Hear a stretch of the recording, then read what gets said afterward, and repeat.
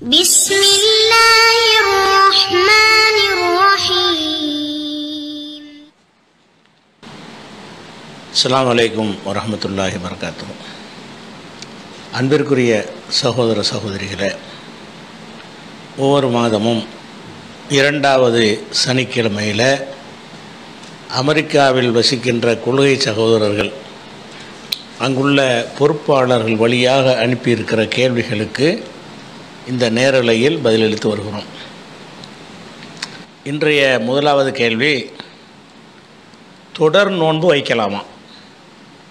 புகாரி 1967 ஹதீஸில், நீங்கள் தொடர் நோன்பு நோற்காதீர்கள், அப்படி உங்களில் யாரேனும் தொடர் நோன்பு நோற்பதாக இருந்தால் சஹர் வரை நோற்கட்டும் என்று இறை தூதர் கூறினார்கள். நபித்தோழர்கள், இறை தூதர் அவர்களே, நீங்கள் தொடர் நோற்கிறீர்களே என்று கேட்டனர். அதற்கு நபி ஸல்லல்லாஹு அலைஹி வஸல்லம் அவர்கள், நான் உங்களைப் போன்றவன் அல்லன், எனக்கு உணவளிப்பவனும் புகட்டுபவனும் உள்ள நிலையில் நான் இரவை கழிக்கிறேன். இந்த ஹதீஸின்படி ஒரு நாள் மட்டும் முழுமையாக நோன்பு வைக்க அனுமதி உள்ளதா? புகாரி 7299 ஹதீஸின் விளக்கம் என்ன? நபிசல் அவர்களும் மக்களும் தொடர்ந்து 2 தொடர் நோன்பு நோற்றதாக வருகிறது. மக்களுக்கு தொடர் நோன்பு வைப்பது கடினம் என்பதை புரிய வைப்பதற்காக இவ்வாறு செய்தார்களா? உம்மு மரியம்ங்கிறவங்க சிக்காகோவிலேருந்து கேட்குறாங்க. அதாவது தொடர் நோன்புன்னு சொன்னால், நோன்பு திறக்கிற நேரம் வந்தவுடனே, சூரியன் மறைஞ்சவுடனே நம்ம நோன்பை திறந்துடுறோம்ல, அப்படி திறக்காமல் இரவுலையும் நோன்பு அப்படியே கண்டினியூவாக இருக்கிறது.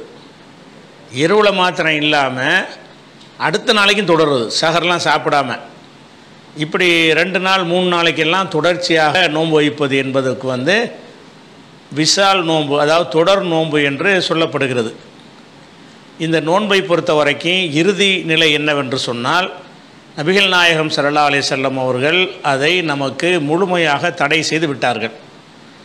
ஆனால் சில ஹதீஸ்களை பார்க்கும் பொழுது தொடர் நோன்பு ஒரு சின்ன அளவில் நோற்றுக்கொள்வதற்கு அனுமதி கொடுத்தது போன்ற ஒரு தோற்றத்தில் இருக்கிறது. அதை வச்சு தான் அவர் இந்த கேள்வியை கேட்குறார். உதாரணமாக ரசூலுல்லாஹ் சொல்கிறாங்க, லா துவாசிலு, நீங்கள் தொடர் நோன்பு வைக்காதீர்கள். இது 1967லையும் இருக்குது, 1963லையும் இருக்கிறது. ஐயுக்கும் அராத வாசில, உங்களில் யாராவது தொடர்பு நோன்பு வைக்க நீங்கள் விரும்பினால் சொல்லி வாசில் ஹத்த சஹரே, சஹர் வரைக்கும் நீங்கள் நோற்றுக்கொள்ளுங்கள் என்று ரசூலுல்லாஹ் சொல்கிறாங்க. தொடர் நோன்புலாம் வைக்கக்கூடாது. அப்படி வைக்கிறதா இருந்தால் சஹர் வரைக்கும் நீட்டிச்சுக்கிறங்க. அப்போ சஹாபாக்கள் கேட்குறாங்க, இப்போ இன்னக்க துவாசிலு யா ரசூலல்லாஹ், அல்லாஹ்வுடைய தூதரை, நீங்கள் தொடர் நோன்பு வச்சுக்கிட்டு இருக்கிறீங்களே, சில நாட்கள்லாம் தொடர் நோன்பு வைக்கிறீங்களேங்கிறா கேட்குறாங்க.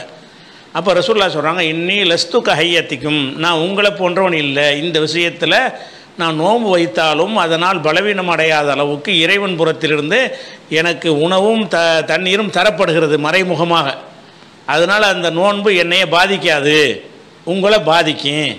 அதனால் நீங்கள் தொடர்ச்சியாக 2-3 நாள் நோன்புலாம் வைக்கக்கூடாது என்று ரசூலுல்லாஹ் சொல்லிவிட்டு, அதிகபட்சமாக நீங்கள் வைக்கிறதா இருந்தால் சஹர் வரைக்கும் வச்சுக்கிறங்க அப்படிங்கிறாங்க.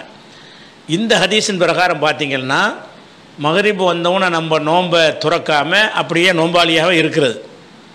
மறுநாள் நோன்புக்கு சஹர் சாப்பிடுவோம்ல, அந்த நேரம் வரைக்கும் இருந்துட்டு அப்போ சஹர் செஞ்சு மறுபடியும் நோன்பு வைக்க, அதாவது 24 மணி நேரம் நோன்பு அது வைக்கலாங்கிற கருத்தை இது தருகிறது, அனுமதிக்கத்தான் செய்கிறது. வாசகத்தை பார்த்து அப்படி தான் இருக்கிறது.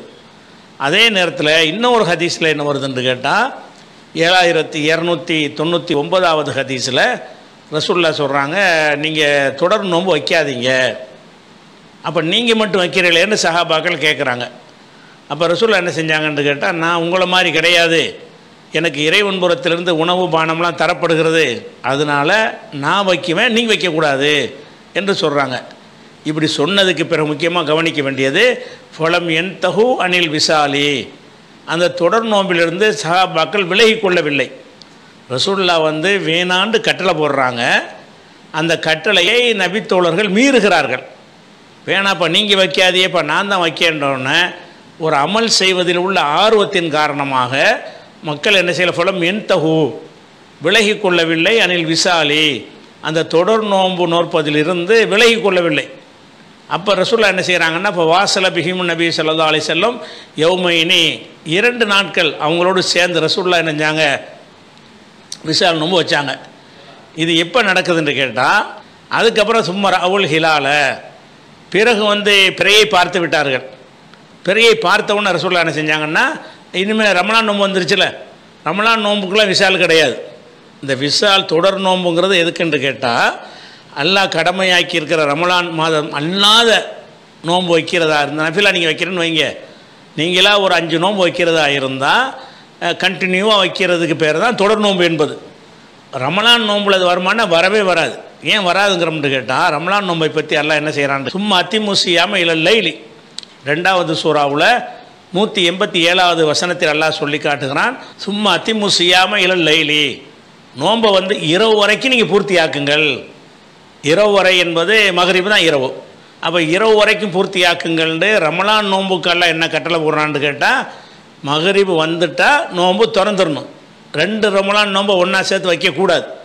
அதுக்கு தெள்ள தெளிவான தடை இருக்குது. ரசூல்லாம் வைக்கக்கூடாது. ரமலான் நோன்புக்கு என்ன செய்ய முடியாது, விசால் கிடையாது. அதே மாதிரி இன்னொரு ஹதீஸில் என்ன வருதுன்னு கேட்டால் இதா 1941 இதா ராயத்துமுல் லைல இரவை நீங்கள் காணும் பொழுது அக்பல மின் ஹாகுனா மறைகிற திசையை பார்த்து என்ன சொன்னாங்கன்னு கேட்டால் இதா ராயத்துமுல் லைல அக்பல ஹாகுனா இங்கிருந்து இரவு உங்களை முன்னோக்க ஆரம்பித்து விட்டால், அதாவது மகரிபு வந்து விட்டால், அதாவது சூரியன் மறைந்து விட்டால் ஃபக்கத் அப்தர சாயிமு நோம்பாரி நோம்பு திறந்து விட வேண்டும். அப்போ இது ரமலான் நோம்புக்குரிய கட்டளை. அதே மாதிரி இந்த கட்டளை எங்கெல்லாம் இருக்குன்னா 1954, 1955, 1956, 1958, 5297 ஆகிய ஹதீஸுகள்லையும் 1941வது ஹதீஸ்லையும் இந்த சம்பவம் இடம்பெற்றிருக்கிறது. அதே மாதிரி 1957 ரசூலுல்லாஹ் சொல்கிறாங்க லா யஸாலுன் நாசு பி ஹைரின் மா அஜ்ருல் ஃபித்ர நோன்பு திறப்பதை விரைந்து செய்கிற வரைக்கும் தான் மக்கள் நன்மை செய்பவர்களாக இருப்பார்கள். அது லேட் பண்ணக்கூடாது, இந்த சஹர் வரைக்கும் இழுக்கிற விளையாட்டெலாம் வச்சுக்கிறக்கூடாதுன்ட்டாங்க. அப்போ ஃபஸ்ட்டு விளங்குற விஷயம் என்னென்னு கேட்டால் அந்த விசால் என்கிற தொடர் நோன்பு ரமலானுக்கு கிடையாது, மக்களுக்கும் கிடையாது, நபிகளுக்கும் கிடையாது. நபி ஸல்லல்லாஹு அலைஹி வஸல்லம் அவர்களும் 2 ரமலான் நோன்பை சேர்த்து ஒன்றா வைக்கக்கூடாது. எந்த நோன்பு வைக்கலான்னு கேட்டால் விரும்பி நம்மளா ஒரு 3 நோன்பு வைக்க நினச்சோம்னு சொன்னால் மொத்தம் 72 நேரமும் ஒரு சஹர் 72 மணி நேரம் கழித்து தான் சாப்பிட்றது 3 நாள். இந்த விசாலுக்கு தடை இருக்குது.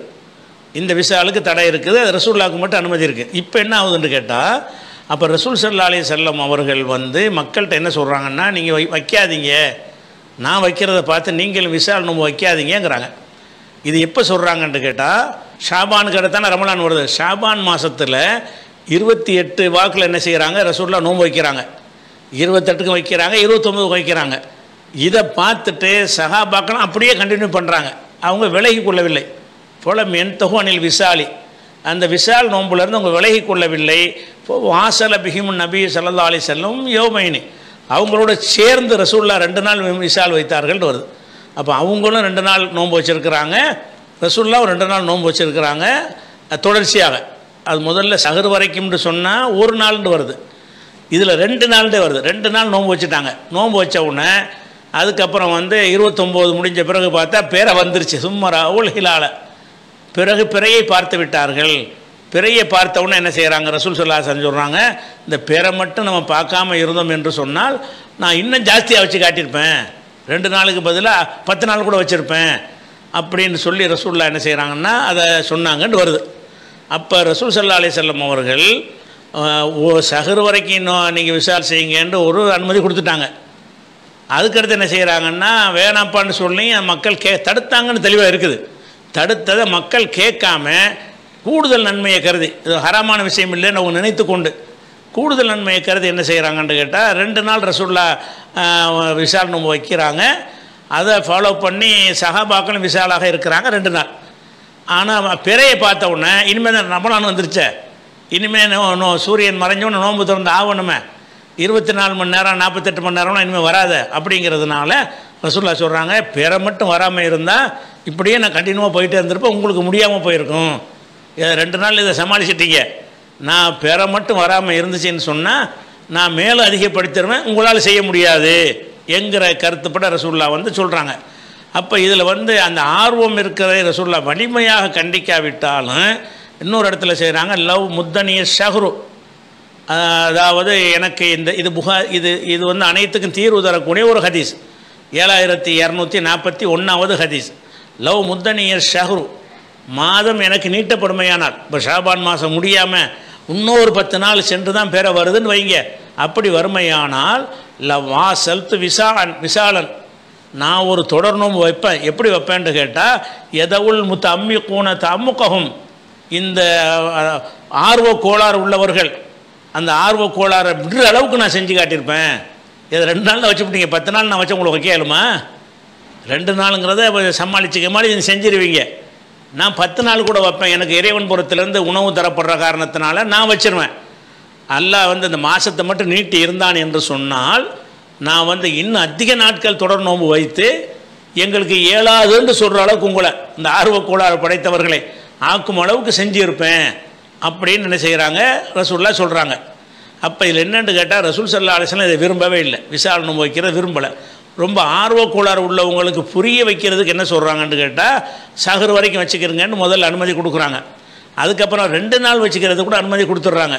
2 நாள் அனுமதி கொடுத்துட்டு தான் சொல்கிறாங்க, இந்த 2 நாளை வந்து நீட்டிச்சு இருந்தால் உங்களால் செய்ய முடியாது, தொடர் நோன்பை நீங்கள் முறிக்கிற நிலைமை வந்திருக்கும். ஆனால் இதை 2 நாளில் முடிஞ்சனாலும் நீங்கள் சமாளித்து விட்டீங்க. அப்படி இல்லை என்று சொன்னால் உங்களுடைய ஆர்வ கோளாறு இருக்குல்ல, தமக்குன்னு ஆழமான பக்தி, இந்த ஆழமான பக்தி உள்ளவர்களுடைய அந்த பக்தி தொலைஞ்சு போகிற அளவுக்கு நான் என்ன செஞ்சுருப்பேன், விசால் நோன்பை நான் பாட்டுக்கு இழுத்துருப்பேன். ஒரு 15 நாள் கூட நான் விசால் நோன்பை வச்சேன்னு வைங்க, உங்களால் முடியுமா? 15 நாளைக்கு 2 நாளைக்கு வேண்டாம் குடிக்காமல் சாப்பிடாமல் இருந்துருவீங்க, அது சிரமத்தோட. எனக்கு அப்படி கிடையாது, சாப்பிடாமல் இருந்தாலும் எனக்கு ஒன்றுமே செய்யாது. அப்படி என்னை வந்து இந்த ஒரு விஷயத்தில் அல்ல ஆக்கியிருக்கான்னு ரசூலுல்லாஹ் சொல்கிறாங்க. அதனால் அந்த விசால் நோன்பு என்பது வந்து கூடாது என்பது தான் சரியான நிலை. விரும்பலை ரசூலுல்லாஹ், அவங்கள புரிய வைக்கிறதுக்கு தான் இந்த வாசகத்தை சொல்கிறாங்க. 2 நாள் வச்சு காட்டு, 2 நாள் சமாளிச்சிட்டீங்களா, இதை 10 நாளாக தான் கொடுக்க முடியுமா? முடியாது தானே. அதனால் இதோட விட்டுருங்கன்னு தான் இறுதி முடிவு என்னன்னு கேட்டால், விசால் நோன்புங்கிறது அதாவது ரமலான் அல்லாத நோன்புகளுக்கு உண்டு, நபிக்கு மட்டும் உண்டு, மற்றவங்களுக்கு கிடையாது அப்படின்னு விளங்கிக்கணும். அடுத்த கேள்வி என்னென்னு கேட்டால், ஜைனபுங்கிறவங்க கேட்குறாங்க, இந்த மார்க்கம் எளிதானது, எவரேனும் தம்மீது சிரமமானதாக ஆக்கி கொண்டால் அது அவரை மிகைத்து விடும் என்று ஹதீஸில் உள்ளது. அவரை மிகைத்து விடும் என்றால் என்ன அர்த்தம் அப்படின்னு கேட்குறாங்க. அதாவது புகாரியில் இந்த ஹதீஸ் இருக்கிறது, 39வது ஹதீஸ், நிறைய இடத்துல இருக்கிறது. உதாரணத்துக்கு 39, அதில் என்ன வருதுன்னு கேட்டால், இன்னத்தீன யுசுருன், மார்க்கம் லேசானது, ஒலையு ஷாத்த தீன் அகதுன், யாராவது மார்க்கத்தை கஷ்டமாக ஆக்கினால் இல்லா கலபகு, அது அவரை மிகைத்து விடும். நீ நான் போட்டு சிரமமாக்கிட்டு போனேன்னு வையி, உடனே அது மிகைச்சிரும் அப்படின்னு கேட்டால், உன்னால் செய்ய முடியாமல் போய் நீ தோற்று போயிடுவேங்கிறாங்க. மிகைக்கிறன்னு என்ன அர்த்தம், அது ஜெயிச்சிரும். நீ ஏதாவது எல்லை மீறி நீ போனேன்னு சொன்னால், எல்லை மீறி போவதை உன்னால் தொடர முடியுமான்னா முடியாது. ஒரு இரவில் 8 ரக்காத் தொழுவுறீங்களா, ஒருத்தன் என்ன செய்கிறான் 40 ரக்காத் தொழுவுறான், தூங்காமல் கொள்ளாமல் ராத்திரி பூரா 2 தொழுவுறான். ஒரு நாளைக்கு செய்வேன், 2 நாளைக்கு செய்வேன், கடைசியில் என்ன ஆயிரும், முடியாதுன்னு போயிடும், நீ தோற்றுருவேன். அப்போ அது ஜெயிச்சிடும். அப்போ நீ எல்லை மீறி நான் ஒரு கணக்கு போட்டு தந்திருக்கிறேன்ல, அதான் லேசான மார்க்கம். அதுக்கு தாண்டி நீங்களாக என்னத்தையா அதிகப்படுத்திங்க என்று சொன்னால் அதை உங்களுக்கு செய்ய இயலாது, நீங்கள் தோற்று விடுவீர்கள்னு சொல்கிறாங்க. அதான் உங்களால் செய்ய இயலாது. மிகைத்து விடும்டா என்ன அர்த்தம்னு கேட்டால், அது ஜெயிச்சிடும், நீங்கள் தோற்றுருவீங்கன்னா என்ன அர்த்தம், இப்போ ஆர்வ கோளாறில் நீங்கள் எதை கூடுதலாக உண்டாக்குனீங்களோ அதை ஓரிரு நாள் உங்களுக்கு செய்ய முடியும், கண்டினியூவாக செய்ய முடியாது, தொடர்ச்சியாக செய்ய முடியாது, கடைசியில் விட்டுருவீங்க. அப்போ தோற்றுறீங்கல்ல, அப்போ எதுக்கு தேவையில்லாமல் கஷ்டமாக்குறீங்க? லேசானதாக இருக்கட்டும், நான் கற்றுத்தந்த அளவோடு நிப்பாட்டிக்கிட்டால் நல்லது. நீங்களாக சிரமத்தை ஏற்படுத்தி கொண்டீங்கன்னு கேட்டால் அது உங்களை ஜெயிச்சிடும். அதனால் இப்போ சத்திது ஓ காரிபு, நடுத்தரமாக நடந்து கொள்ளுங்கள் அப்படிங்கிற ஒரு விஷயத்தை சொல்ல என்ன செய்கிறாங்கன்னா சொல்கிறேன். அதான் அதுக்கு அர்த்தம். அடுத்த கேள்வி, ஐமான்கிறவங்க கேட்குறாங்க, இந்தியானாவிலிருந்து கேட்குறாங்க. இப்னு அப்பாஸ் அவர்கள் கூறுகிறார்கள், உனது கைகளை உனது தோள்களுக்கு நேராக இப்படி உயர்த்துவது பிரார்த்தனையின் ஒழுங்காகும். அல்லாவின் தூதர் இப்படி கூறினார்கள் என்று அபுதாவுத் ஹதீஸை போட்டுட்டு, துஆவின் போது கைகளை வைக்கும் முறை என்ன என்ற தலைப்பில் ஆன்லைன் பிஜே இணையதளத்தில் மேற்கண்ட ஹதீஸ் நபி அவர்கள் கூறியதாக உள்ளது. ஆனால் ஒரு ஆங்கில இணையதளத்தில் இது சஹாபியின் கூற்றாக உள்ளது. எது சரி? அதாவது நம்ம ஆன்லைன் பிஜேயில் கைகளை எவ்வளோ உயர்த்தணுன்ற ஒரு கேள்வி வரும் பொழுது அதுக்கு நம்ம பதில் சொல்லியிருக்கிறோம். அந்த பதிலில் இந்த ஹதீஸை குறிப்பிட்டிருக்கிறோம். எந்த ஹதீஸு? உனது கைகளை உனது தோள்களுக்கு நேராக தோள் அளவுக்கு ஒசத்துறது. துவா செய்யும்போது இப்படி இப்படி வச்சுக்கிறாம இப்படி ஒசத்துறது. தோள் அளவுக்கு ஒசத்துவது என்பது பிரார்த்தனையின் ஒழுங்கு என்று நபி ஸல்லல்லாஹு அலைஹி வஸல்லம் கூறினார்கள் அப்படின்னு சொல்லி நம்ம ஆன்லைன் பிஜேயில் இருக்கிறது. அதான் அபூதாவுதுன்னு போட்டிருக்குது. இவங்க கேள்வி என்னென்னு கேட்டால், இதே ஹதீஸை ஒரு ஆங்கில இணையதளத்தில் போடும் பொழுது இது நபியின் கூற்றா இல்லாமல் இப்னு அப்பாஸ் கூற்றுன்னு போட்டிருக்கிறாங்க. அப்போ நபியின் கூற்று என்பது சரியா? இப்னு அப்பாஸ் கூற்றுன்னா அது ஆதாரமாக வராதுல்ல. அவர் சொல்லியிருக்கிறார் துஆவின் ஒழுங்கு. அவர் சொன்னால் நம்ம ஏன் கேட்கணும்? அல்லாஹ்வுடைய தூதர் சொன்னால் தான் நம்ம கேட்கணும். அப்போ அல்லாஹ்வுடைய தூதர் சொன்னாங்கன்னு நீங்கள் போட்டிருக்கிறீங்க. அதே ஹதீஸை ஒரு ஆங்கில இணையதளத்தில் போடும் பொழுது இது சஹாபியின் கூற்றாக சொல்லியிருக்கிறாங்களே, இது சரியான்னு கேட்குறாங்க. அது அந்த ஒரு ஹதீஸ் தான். அது ஒரு ஹதீஸைத்தான் அவர்களும் மேற்கோள் காட்டுறார்கள், நம்மளும் மேற்கோள் காட்டுறோம். அந்த ஹதீஸு ஒரு ஹதீஸ் 2 in 1, 2 ஹதீஸ் இணைந்த ஒரு ஹதீஸ். அந்த ஒரு ஹதீஸ் அது அபூதாவுதில் 1274வது ஹதீஸில் இப்னு அப்பாஸ் சொன்னார்னு அந்த ஹதீஸ் ஆரம்பிக்கும். அந்த பகுதியை மட்டும் பார்த்தா என்ன செய்யும்? இது இப்னு அப்பாஸ் கூற்றுன்னு தெரியும். ஆனால் அந்த ஹதீஸை முடிக்கும்போது எப்படி வரும்னு கேட்டால், இன்னொரு சனதை போட்டு அவர் என்ன செய்வார்னு கேட்டால், ஹதஸனா முஹம்மது இப்னு யஹ்யா இப்னு ஃபாரிஸ். இது 2 ஹதீஸு நம்பர் போடாமல் ஒன்றை இணைச்சி விட்டாங்க. இணைச்சி விடும்போது அந்த 2வதுல என்ன வருதுன்னு கேட்டால் ரசூலுல்லாஹ் சொன்னதான் வருது. எப்படி வருது? ஹதஸனா முஹம்மது இப்னு யஹ்யா இப்னு ஃபாரிஸ், ஹதஸனா இப்ராஹிம் இப்னு ஹம்சா, ஹதஸனா அப்துல் அசீஸ் இப்னு முஹம்மத், அனில் அப்பாஸ் இப்னு அப்துல்லாஹ் இப்னு மஅபத் இப்னு அப்பாஸ், அன் அஹீஹி இப்ராஹிம் இப்னு அப்துல்லா, அனிபினி அப்பாஸ், அன்ன ரசூலுல்லாஹி ஸல்லல்லாஹு அலைஹி வஸல்லம் கால, ரசூலுல்லாஹ் சொன்னார்கள் என்று இப்னு அப்பாஸ் இதையே அறிவித்தார்னு வார்த்தை போட்டான். மொத்த ஹதீஸை போடாமல் இந்த வழியாக இதே செய்தியை ரசூலுல்லாஹ் சொன்னதாகவும் இப்படி ஒரு சனதில் இருக்கிறது என்று அபூதாவுது கொண்டு வந்திருக்கிறார். அப்போ இந்த ஹதீஸ் சஹாபியின் கூற்றாகவும் உள்ளது, அதே ஹதீஸை ரசூலுல்லாஹ் கூற்றாகவும் உள்ளது. ரெண்டையும் மெர்ஜி பண்ணி அபூதாவுது ஒரு ஹதீஸ்ன்னு போட்டார். ஒரு ஹதீஸ்ன்னு போட்டு என்ன செய்கிறாருன்னு கேட்டால், ஆரம்பிக்கும் போது இப்னு அப்பாஸ் சொன்னார்னு சொல்லி வருமா, வந்தவுடனே அதுக்குள்ளே இன்னொரு சனதை போட்டு இதே விஷயத்தை இப்னு அப்பாஸ் நபி வழியாக நபி சொன்னதாக அறிவித்திருக்கிறார் என்று அந்த லிஸ்ட்டை கொடுத்துருக்கிறார். இதை வச்சு தான் நம்ம என்ன செஞ்சோம்னு கேட்டால், அப்போ இந்த ஹதீஸை நம்ம போட்டிருக்கிறோம். ஏன்னா என்ன செய்ய, ஹதீஸ் முழுசாக வராது. என்னென்று வரேன், இதே விஷயத்தை அப்படின்னு வட்டுரும். இதே விஷயத்தை ரசூலுல்லாஹ் சொன்னதாக இப்னு அப்பாஸ் அறிவித்திருக்கிறாரு. அதை அவங்க கவனிக்காமல் என்ன செய்கிறாங்கன்னு கேட்டால், அந்த வசனத்தில் இப்னு அப்பாஸ் சொன்னதாக தான் வருதுன்னு அந்த முன்பகுதியை பார்க்குறாங்க. அபூதாவுடைய மூலத்தில் முன்பகுதியை பார்க்காம பின்பகுதியை பார்த்தீங்கன்னா, இதே ஹதீஸை இப்னு அப்பாஸ் அவர்கள் நபி வழியிலும் அறிவித்திருக்கிறார். அதுக்கு சனதும் போட்டார். சனது இல்லாமல் போட்டால் கூட அதுக்கு பலவீனம் இருக்கலாம்னு நம்ம பார்க்கலாம். இதே ஹதீஸை இப்னு அப்பாஸ் நபி வழியிலும் அறிவித்திருக்கிறார் என்று போட்டு அதனுடைய வழி சனது என்ன என்பதையும் அபூதாவுது போட்டுறார். அதனால் நாம் சொன்னதும் சரிதான், அவங்க சொன்னதும் சரி. அவங்க முன்பகுதியை மட்டும் சொல்கிறாங்க, நாம் செய்கிறோம் அந்த ஹதீஸை பின்பகுதியில் நபி சொன்னதும் இருக்கிறது, ரெண்டும் கலந்து இருக்கிறது. அப்படிங்கிறதுனால ஒரு முரண்பாடு கிடையாது. அவங்க அந்த பின்பகுதியும் சேர்த்து மொழிபெயர்த்திருக்கலாம்னு பாருங்கள். அல்லது அந்த ஆங்கில இணையதளத்தில் அடுத்த ஹதீஸாக போட்டிருக்காங்களான்னு பாருங்கள். பார்த்தீங்கன்னா நபி வழியாகவும் இந்த செய்தி வந்திருக்கிறது என்கிற விஷயம் அதில் உங்களுக்கு தெரியும். அதுக்கப்புறம் உம்மு ஐமன்கிறவங்க கேட்குறாங்க, அதாவது ஹைபர் விளைநிலம் பற்றிய ஹதீஸை சில மாதங்கள் முன்பு விளக்கியிருந்தீர்கள். ஹைபரில் நபி அவர்கள் கைப்பற்றிய நிலங்களில் யூதர்களை விவசாயம் செய்ய அனுமதித்து அதன் விளைச்சலில் பாதி தர வேண்டும், விளையாவிட்டால் எதுவும் தர வேண்டியது இல்லை என்று நபி அவர்கள் கூறுகிறார்கள். விளையாவிட்டால் தர வேண்டியவில்லை என்பதன் பொருள் விவசாயத்தில் நஷ்டம் ஏற்பட்டால் நான் பொறுப்பாளி அல்ல என்பதுதான். ஏனெனில் வேலைக்கு ஆள் வைத்து விவசாயம் செய்து விளைச்சல் இல்லாமல் போனால் கண்டிப்பாக நஷ்டம்தான் ஏற்படும். நபி அவர்கள் நஷ்டத்தில் பொறுப்பேற்காமல் லாபத்தில் மட்டும் பொறுப்பேற்றார்கள் என்று வருகிறது. இதே போல் நாமும் பிறருடன் செய்யும் பார்ட்னர்ஷிப் வியாபாரத்தில் இடத்திற்கு பொறுப்பேற்று கொண்டு லாபத்தில் மட்டும் பங்கு பெறலாமா? உதாரணமாக இந்த இடத்தின் அட்வான்ஸையும் வாடகை ஒரு $1000 நான் கொடுத்து வருகிறேன்.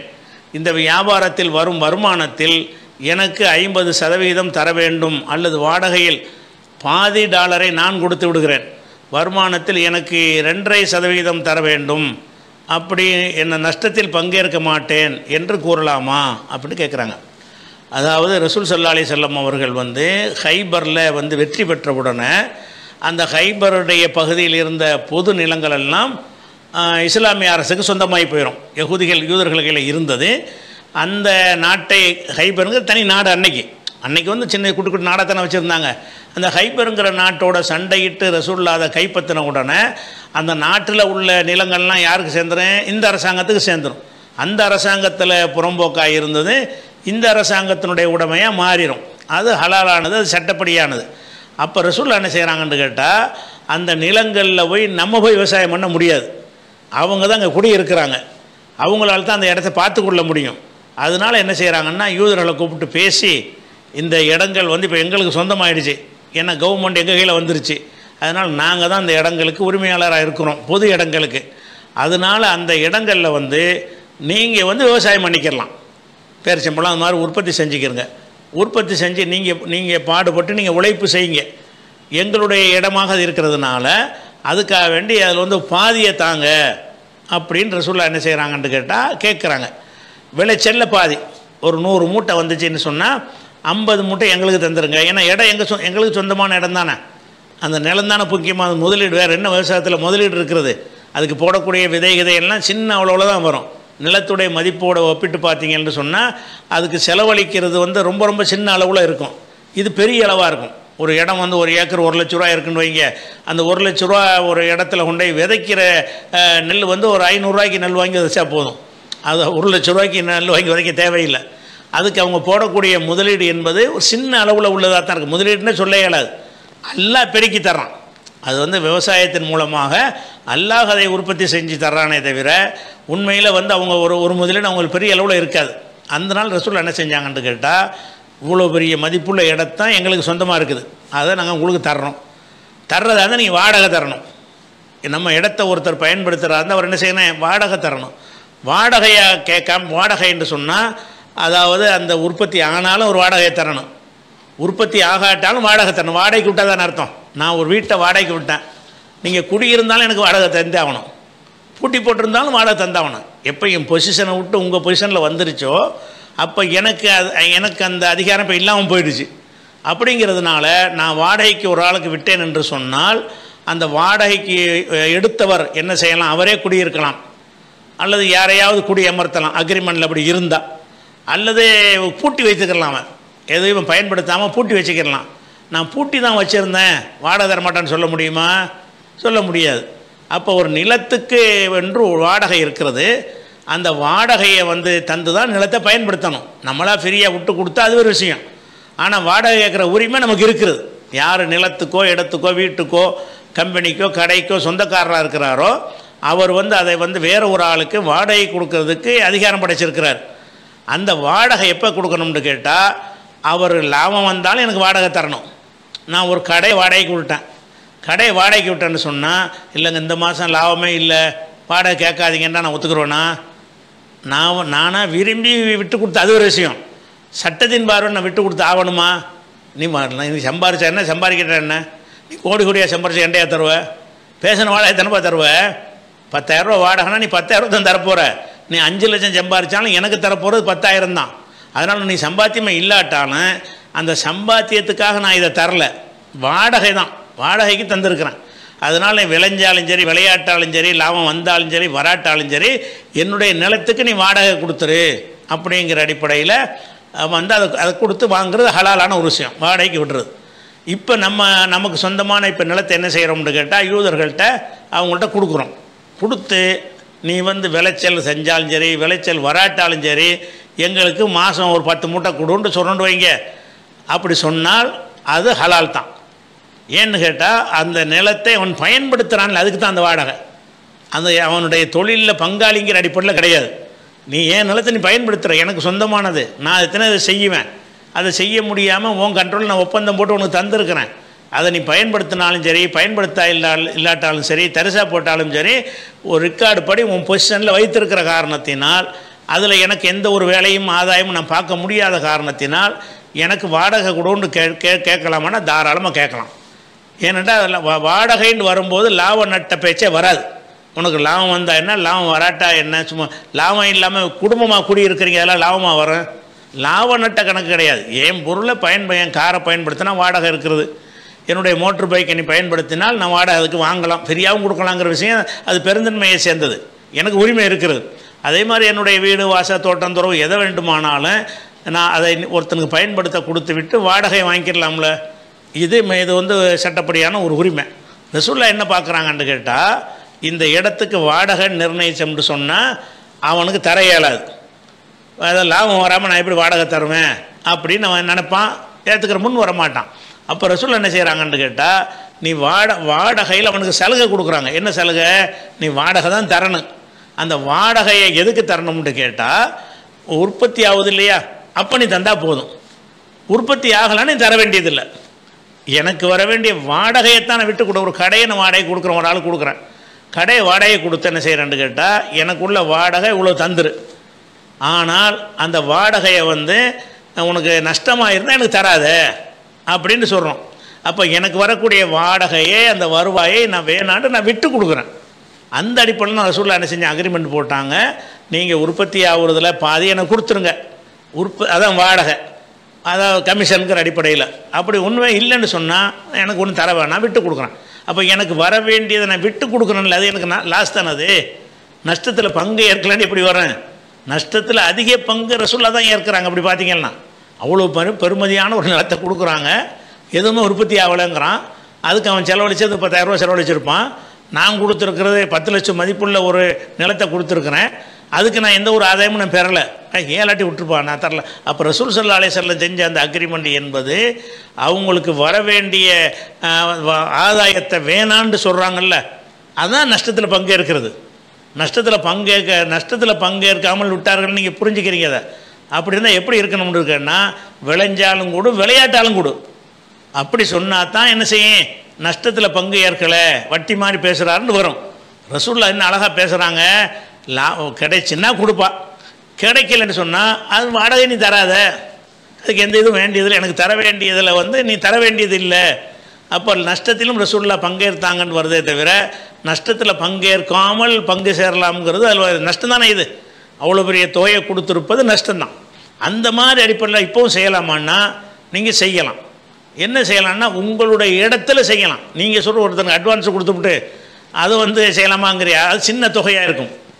ஒரு இடம் உங்கள் பில்டிங்கு கட்டடம் வச்சுருக்கிறீங்க, அது 5 கோடி ரூபா மதிப்பு உள்ளது, அதை ஒரு கடை வைக்கிறதுக்கு ஒருத்தனுக்கு வாடகை கொடுக்குறீங்க. எப்படி கொடுக்கலாம்? இந்த அப்போ 5 கோடி ரூபா பெருமானம் உள்ள கடை உனக்கு தந்திருக்கிறேன், இதுக்கு நிர்ணயித்த வாடகை எனக்கு வாங்கலாம், நான் அப்படி வாங்க விரும்பலை, அதில் நீ லாபம் அடைஞ்சேன்னு சொன்னால் நீ எனக்கு பாதி உனக்கு பாதி, உன் முதலீடை விட என்னுடைய அந்த சொத்துடைய மதிப்பு பல மடங்கு அதிகமாக இருக்குது, அதனால் எனக்கும் பாதி உனக்கும் பாதி. ஒன்றுமே கிடைக்கலையா, நஷ்டமாகி போச்சா, எனக்கு எதுவும் தர வேணாம், எனக்கு வரணும்ல அதுலேருந்து, எனக்கு நானே அந்த நஷ்டத்தை ஏற்றுக்கிறேன், நீனு ஏற்றுக்க அப்படின்னு ஒருத்தருக்கு கடையை வாடகைக்கு விடலாம்னா தாராளமாக விடலாம். ஏன்னா இந்த ஹைபர் நிலத்தை விட்டு அதே அடிப்படை இதில் இருக்கிறது. நீங்கள் உதாரணம் காட்டுறது என்னென்னு கேட்டால், உங்களுக்கு சொந்தம் இல்லாத ஒன்றை நீங்கள் அட்வான்ஸ் மட்டும் கொண்டு கொடுத்துட்டு ஒருத்தன் வேற ஒருத்தன் சொந்தக்காரன் ஒருத்தன் தனியாக இருப்பான், அவன் தான் அது ஓனர். நீங்கள் ஒரு அட்வான்ஸு கொண்டு கொடுத்து அதை கையில் வச்சுக்கிட்டு நான் அதுக்கு பங்கு போட்டேன்னு இப்படி சொல்லுவீங்க. அந்த இடம் உங்கள் இடமே இல்லையே, இன்னொருத்த இடத்துல நீங்கள் வாடகைக்கு நீங்கள் எடுத்துருக்கிறீங்க. வாடகைக்கு எடுத்த இடத்த போய் என்ன செய்கிறீங்க, ஒரு ஆளுக்கு போய் நீங்கள் விற்பனை செய்கிற மாதிரி வருது. அது செய்ய முடியாது. உங்களுக்கு சொந்தமான ஒரு கட்டடத்துக்கு இது செய்யலாம். நீங்கள் அந்த பில்டிங் உங்களுடையதாக இருக்கணும், அந்த கட்டடம் உங்களுடையதாக இருக்கணும், அதுக்குன்னு வாடகையை நீங்கள் வாங்கலாம். அல்லது வாடகையை வாங்காமல் கிடைச்சா கூட கிடைக்காட்டு போடான்னு சொல்லி ஏதாவது ஒரு பெர்சன்டேஜ் பேசி செஞ்சோம்னா அதுலேயும் நம்ம நஷ்டத்துக்கு பங்கெடுக்க தான் செய்கிறோம். நம்ம கிடைக்கணும்ல, அந்த ஒரு கோடி ரூபா மதிப்புள்ள ஒரு இடத்துக்கு ஏதாவது நம்ம கிடைக்கணுமா இல்லையா, அது இல்லாமல் போகுதுல்ல, அந்த நஷ்டத்தை நம்ம பொருந்தி கொள்கிறோமா இல்லையா, அப்போ நமக்கு நஷ்டம் வரத்தான் செய்யுது. அப்படி விளைவிக்கணும். சில மாதங்களுக்கு முன்னர் சொத்து பங்கீடு சம்பந்தமாக தாங்கள் அளித்த பதிலில் 2 சந்தேகம். அதாவது இறந்தவர் மரணிக்கும் போது உயிருடன் இருந்தவர்கள் ஒரு இளைய மகள் மூத்த மகளுடைய 2 மகன்கள், ஒரு மகள், மூத்த மகளுடைய பிள்ளை, மூத்த மகளுடைய 2 மகன்கள், மூத்த மகளுடைய ஒரு மகள், இவங்க தான் உசுரோடு இருக்கிறாங்க. அதே மாதிரி வந்து அந்த இறந்தவருக்கு சகோதரன் வழியாக சகோதரனுடைய மகன் 2 பேர், சகோதரனுடைய மகள் ஒரு ஆள் இருக்கிறாங்க, சகோதரியுடைய மகன் ஒரு ஆள், சகோதரியுடைய மகள் ஒரு ஆள் இருக்கிறாங்க. இதுக்கு எப்படி நம்ம பங்கு வைக்கிறது அப்படின்னு சொல்லி ஒரு கேள்வி கேட்டிருந்தாங்க. இதே சகோதரி தான், இந்த கேள்வி கேட்டவங்க தான் என்ன செஞ்சாங்க, அந்த சமீனாங்கிறவங்க தான் கேட்டிருந்தாங்க. அதுக்கு நம்ம பதில் சொல்லியிருந்தோம். அந்த பதில் என்ன கேட்குறாங்கன்னு கேட்டால், இந்த இப்படி தான் பங்கு வைக்கணும்னு நீங்கள் சொல்லக்கூடியதுக்கு வந்து உரிய ஆதாரங்களோடு நீங்கள் சொல்லாமல் நீங்கள் அந்த இதை சொல்கிறீங்க, மக்கள் நம்ப மாட்டேங்கிறாங்க, தக்க ஆதாரத்தோடு அதை விளக்குங்க, அந்த சட்டத்தோடு விளக்குங்கன்னு திருப்பி ஒருக்கா கேட்குறாங்க. அதனால் ஏற்கனவே சொன்ன அந்த கேள்வி தான், அந்த பதில் நம்ம சரியான பதில் தான் சொல்லி இருக்கிறோம். இருந்தாலும் அதுக்கு ஆதாரம் சொல்லலை. வாரிசு உரிமைக்கு எப்பவும் ஆதாரம் சொல்ல மாட்டோம், இவருக்கு உள்ள இருக்கணும் அப்படி சொல்லிட்டு போயிடுவோமே தவிர ஆதாரங்களை சொல்கிறது இல்லை. அதனால் இப்படி ஒரு கேள்வி அவங்க கேட்குறாங்க. இது முதல்ல விளக்கி, அந்த வாரிசு உரிமையை பொறுத்த வரைக்கும் நீங்கள் விளங்க வேண்டிய விஷயம் என்னன்னு கேட்டால், சொத்து பிரித்தல் இருக்கு இல்லையா, அந்த சொத்து பிரித்தல் என்பது வந்து 2 வகையில் வந்து இஸ்லாத்தில் இருக்கிறது. சொத்தை பிரித்தல் என்பது வந்து ஒரு ஆள் இறந்துட்டார்னு வைங்க, இறந்தவருடைய சொத்தை வந்து இன்னென்ன உறவுகளுக்கு இன்னென்ன அளவு கொடுங்க அப்படின்ற ஒரு லிஸ்ட் ஒன்று மார்க்கத்தில் இருக்கிறது. இது ஒரு வகை. இன்னொரு வகை என்னென்னு கேட்டால், அந்த பங்கு கொடுத்து முடித்தது போக மிச்சம்னு இருக்கும்ல, அந்த மிச்சமாக இருக்கிறத வந்து அது எவ்வளோ இருந்தாலும் சரி, அந்த மிச்சமாக இருக்கிறத வந்து இறந்து போனவருடைய நெருங்கிய ஆண் வாரிசு கொடுத்துருங்க. இறந்து போனவருக்கு இருக்கிற ஆண் வாரிசுகளில் யார் நெருக்கம்னு பார்க்கணும், அவருக்கு மிச்சத்தெல்லாம் கொடுத்துடணும். இப்போ உதாரணமாக ஒருத்தர் இறந்துடுறாரு, அவருக்கு தாய் ஒன்று, தகப்பன் ஒன்று, மகன் ஒன்று இருக்கிறாங்கன்னு வைங்க. தாய்க்கு 6ல் 1 கணக்கு மார்க்கத்தில் இருக்கிறது, 6ல் 1 கொடுத்துருங்க. தகப்பனுக்கு 6ல் 1 கணக்கு இருக்குது, கொடுத்து முடிச்சிட்டிங்க. மகனுக்கு இவ்வளோன்னு மார்க்கத்தில் சொல்லப்படலை. அவனுக்கு ஏன் சொல்லப்படலைன்னு கேட்டால் மிச்சம் அவனுக்கு போயிடும். அப்போ 6ல் 1 6ல் 1 2 பேருக்கு 6ல் 1ன்றா என்னமாச்சு, 1/3 போயிடும். 2 பேருக்கு சேர்த்து என்ன செய்கிறேன், 3ல் 1 பங்கு போயிடும். மீதி உள்ள 2 பங்கு யாருக்கு வர, மகனுக்கு வந்துடும். இந்த மகனுக்கு இவ்வளோன்னு கூட மார்க்கத்தில் சொல்லப்படலை. ஆனால் என்ன சொல்லப்பட்டிருக்குன்னு கேட்டால், இறந்தவருக்கு நெருக்கமான ஆண் யாருன்னு பார்க்கணும். நெருக்கமான ஆண் இருந்தார்னு சொன்னால் அந்த நெருக்கமான ஆண் என்ன செய்யணும், அவர் வந்து அந்த மிச்சத்தை அவர் எடுத்துக்கொள்ளணும். இதுதான் வந்து அந்த வாரிசு உரிமையுடைய சட்டம். அந்த அடிப்படையில் உதாரணம், ஒருத்தர் இறந்துட்டார், இறந்தவருக்கு வந்து தாய் இருக்கிறாங்க, தந்தை இருக்கிறாங்க, மகனும் இருக்கிறான், அண்ணனும் இருக்கிறான்னு வைங்க. இறந்தவருக்கு அண்ணனுக்கு கிடைக்காது. ஏன் கிடைக்காது, இறந்தவருக்கு நெருக்கமான உறவு என்பதில் மகன் முதல்ல வருவானா அண்ணன் முதல்ல வருவானா? இறந்துட்டார் ஒரு ஆள், அவருக்கு மகன் தான் அவருக்கு நெருக்கமான ஆள், அவரோட அண்ணங்கிறது கொஞ்சம் தூரமான ஆள். அல்லது மகன் இல்லை, ஒருத்தர் இறந்துட்டார், அவருக்கு சித்தப்பா இருக்கிறாரு, அண்ணன் இருக்கிறாருன்னு வைங்க. இதில் யார் நெருக்கமான ஆள், அண்ணன் நெருக்கமான ஆள். சித்தப்பாவும் இருக்கார் ஒரு ஆளுக்கு, அண்ணனும் இருக்காருன்னு சொன்னால் அண்ணன் இருந்தால் சித்தப்பா கிடைக்காது. ஏன்னு கேட்டால், அந்த மிச்சம் உள்ள பங்கை கொடுப்பதற்கு மார்க்கம் என்ன சொல்லுதுன்னு கேட்டால், என்ன மீதி இருக்கிறதோ அந்த மீதி உள்ளதை பூரா அவன்கிட்ட கொடுத்துருங்க. யார்கிட்ட கொடுத்துருங்க, அவுலா ரஜுலின் ஜக்கரின், ஒரு மனிதனுக்கு நெருக்கமான ஆண் வாரிசு கொடுத்துருங்க அப்படிங்கிறது தான் சட்டம். அந்த அடிப்படையில் உதாரணமாக எடுத்துக்கிட்டிங்கன்னா, இதுக்கெல்லாம் ஆதாரம் என்னென்னு கேட்டிங்கன்னா, 4வது அத்தியாயத்தில் 11, 12 2 வசனங்கள் தான் வாரிசு உரிமையை பற்றி பேசுகிற வசனங்கள். 4, 11, 12 அதில் என்ன அல்லாஹ் சொல்கிறான்னு கேட்டால், கணவனுக்கு 4ல் 1 கொடுக்கணும், பாதி கொடுக்கணும். அதாவது மனைவியுடைய சொத்தில், மனைவி இறந்துட்டான், அந்த மனைவிக்கு வந்து புள்ள இருந்துச்சுன்னு வைங்க, அப்போ கணவனுக்கு காவாசி சொத்து கிடைக்கும். அந்த மனைவிக்கு புள்ள இல்லைன்னு வைங்க, மனைவியுடைய சொத்து சரிபாதி புருஷனுக்கு கிடைச்சிடும். இது அல்லாஹ் அந்த 4, 11, 12 சொல்லி காட்டணும். அதே மாதிரி கணவன் இறந்துட்டான், மனைவிக்கு என்ன பங்குன்னு கேட்டால், மனைவிக்கு 8ல் 1 கொடுப்போம். எப்போ இந்த கணவன் செத்துப்போன கணவனுக்கு புள்ள இருந்துச்சுன்னு சொன்னான், செத்துப்போன கணவனுக்கு புள்ள இல்லாமல் இருந்தால் அப்போ இவளுக்கு 4ல் 1 கிடைச்சிடும். அப்போ கணவனுக்கு கணவனுடைய சொத்துலேருந்து மனைவிக்கு 8ல் 1 கிடைக்கும், 4ல் 1 கிடைக்கும். அப்படி ஒன்று இருக்குது. மகள் இருக்கிறாங்க, மகளுக்கு நிர்ணயித்த பங்கு சொல்லியாச்சு. என்ன சொல்லியாச்சு, ஒரு மகள் என்றால் பாதி. ஒன்றுக்கு மேற்பட்ட மகள் 2ஓ 10ஓ இருந்துச்சுன்னு சொன்னால் அந்த மொத்த சொத்தில் 3ல் 2, அதாவது 30 ரூபா இருந்துச்சுன்னா 20 ரூபா எடுத்துக்கிடுவாங்க. யார்? இந்த பொம்பளை பிள்ளையெல்லாம் சமமாக பிரிச்சுக்கிடுவாங்க. ஒரே 30 ரூபா இருக்குது, ஒரே ஒரு பொம்பளை பிள்ளை இருந்துச்சுன்னு வைங்க, 15 ரூபா அவளுக்கு போயிடும். மீதி 15 என்ன நெருக்கமான ஆண்டு வருதில்ல, அப்படி யார் இருக்காங்கன்னு பார்த்து அவங்கள்ட்ட கொடுத்துடணும். இப்போ வந்து ஒருத்தனுக்கு வந்து 3 பொம்பளை பிள்ளை இருக்குது, அவன் அந்த சொத்தை பிரிக்கிறான்டா 3 பொம்பளை பிள்ளைக்கு என்ன பங்குன்னு கேட்டால் 2/3, 3/2. அப்போ 30 ரூபா இருந்தால் 20 ரூபா எடுத்துடணும். 20 ரூபா எடுத்து இந்த 3 பேரை சமமாக பிரிச்சுக்கிறணும். 3 லட்ச ரூபா இருந்தால் 2 லட்ச ரூபா இவங்க எடுத்துக்கிறலாம். அந்த 1 லட்சம் தான் வேறு வேறு ஆட்களுக்கு மற்றவங்களுக்கு போகும். மற்றவங்களுக்கு போகிறதுக்கு இல்லாமல் இருந்தாங்கன்னா நெருக்கமான ஆணுக்கு போயிடும். இதுதான் அதனுடைய சட்டம். அதே மாதிரி தாய்க்கு 6/1, தந்தை வந்து 2 கிரவுண்ட்லேயும் வருவார். அதாவது தந்தைக்கு 6/1 கிடைக்கும். வேறு ஆண் வாரிசே இல்லைன்னு சொன்னால் மிச்சம்லாம் அவருக்கு கிடைச்சிடும். மகன் இல்லாமல் இருந்தால், மகன் இல்லாத சொத்தாக இருந்துச்சுன்னு சொன்னால், மகன் இல்லை வாப்பா இருக்கார், அப்போ எல்லாருக்கும் பங்கு வச்சு கொடுத்த பிறகு மிச்சம் இருக்கிறத வாப்பாட்ட கொடுத்துட வேண்டியதான். ஏன்னா மகனுக்கு அடுத்து ஒருத்தனுக்கு நெருக்கமான ஆள் தந்தை. மார்க்கத்தில் இந்த படித்தம் வச்சுருக்கிறாங்க. ஒரு மனிதனுக்கு நெருக்கமானவன் என்பது வந்து ஃபஸ்ட்டு வந்து மகன், 2வது வந்து தகப்பன், 3வது சகோதரன், 4வது தகப்பனுடைய சகோதரன், அது சித்தப்பா பெரியப்பா. இந்த 4 கேட்டகிரியில் தான் வர்றாங்க. இதில் வந்து அவர் முதலாளி இருந்தாருன்னா இந்த 3 பேருக்கு கிடைக்காது. மகன் இருந்துட்டான்னு சொன்னால் அண்ணனுக்கு கிடைக்காது. வாப்பாவுக்கு அந்த பங்கு கிடைக்கும், 6/1 கிடைக்கும். இந்த மிச்சம் உள்ளதெல்லாம் எடுப்பார் இல்லையா, அது கிடைக்காது. சித்தப்பா கிடைக்காது, அண்ணனுக்கு கிடைக்காது. ஏன் அண்ணனுக்கு கிடைக்காது? மௌனே இருக்க முறை அண்ணனுக்கு என்ன வேலை, மகனே இருக்கிறான். இது எல்லாமே அந்த ஒரு ஹதீஸ் தான். இது அவுலா ரஜுலின் தக்கரின், ஒரு மனிதனுக்கு நெருக்கமான ஆண் வாரிசு. அப்போ 10 ஆம்பளைகள் இருக்கிறாங்க. அந்த 10 வாரிசுகளில் அவனுக்கு நெருக்கமான உறவுங்கிறது மகன்கிற உறவு தான். அதுக்கப்புறம் தான் தந்தைங்கிற உறவு, அதுக்கப்புறம் தான் சகோதரன்கிற உறவு, அதுக்கப்புறம் தான் சித்தப்பா பெரியப்பாங்கிற உறவுங்கிற வகையில் அதை வந்து மார்க்கம் வகைப்படுத்தி வச்சுருக்குது. அந்த ஒரு ஹதீஸ் தான் அவ்வளோக்கு ஆதாரம். எல்லாம் நிறைய ஆதாரம்லாம் கிடையாது. வாரிசுரிமைக்கு கிடைக்கிற ஆதாரம் அவ்வளோதான். 4, 11, 12 வசனமும் இந்த ஹதீஸ் புகாரியில் வரக்கூடிய இந்த ஹதீஸ் தான். அந்த அடிப்படையில் பார்க்கும் பொழுது நீங்கள் சொல்கிற கேஸில் என்ன வருதுன்னு கேட்டிங்கன்னா, அதாவது நீங்கள் சொல்கிற கேஸில் அதாவது இறந்துட்டார்ல, இறந்தவருக்கு ஒரு மகள் இருப்பதாக சொல்கிறீங்க. மகளுக்கு தெளிவாக பங்கு சொல்லியாச்சு, பாதி. ஒரு மகள் தானே சொல்கிறீங்க, சரி. அடுத்து யார் இருக்கான்னு கேட்டால், மூத்த 2 மகளில் ஒரு மகள் முதல்ல மூத்தா போயிட்டாங்க, மூத்த மகள், அவங்களுக்கு பிள்ளை இருக்கிறதா சொல்கிறீங்க, சரி. அதுக்கடுத்து என்ன சொல்கிறீங்கன்னா சகோதரனுடைய பிள்ளைகள் இருப்பதாகவும் சொல்கிறீங்க. இப்படி வைக்கும் பொழுது மீதி உள்ளதை இப்போ யாருக்கு கொடுக்கறது? நிர்ணயித்த பங்கு உங்களுக்கெல்லாம் கிடையாது. யாருக்கு? மகளுடைய பிள்ளை என்பதற்கு 6/1, 7/1ன்ற கணக்கு கிடையாது. அண்ணன் பிள்ளைகளுக்கு என்பது அப்படியும் கிடையாது.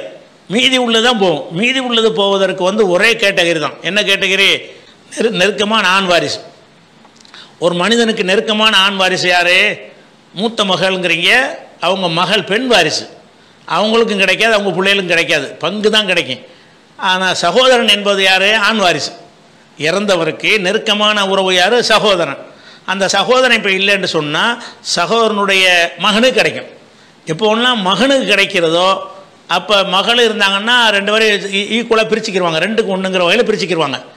உதாரணமாக ஒரு ஆணும் இருக்கிறாங்க, ஒரு பெண்ணும் இருக்கிறாங்க, ஒரு மகனும் இருக்கிறாங்க, ஒரு மகன் இருக்கிறாங்கன்னா அப்போ மகளுக்கு பங்கு போட மாட்டோம். சொத்தை பிரிக்கும் பொழுது ஒருத்தனுக்கு ஆம்பளை புள்ள 1, பொம்பளை புள்ள 1, இது தனியாத்துக்கு வச்சுருவோம்.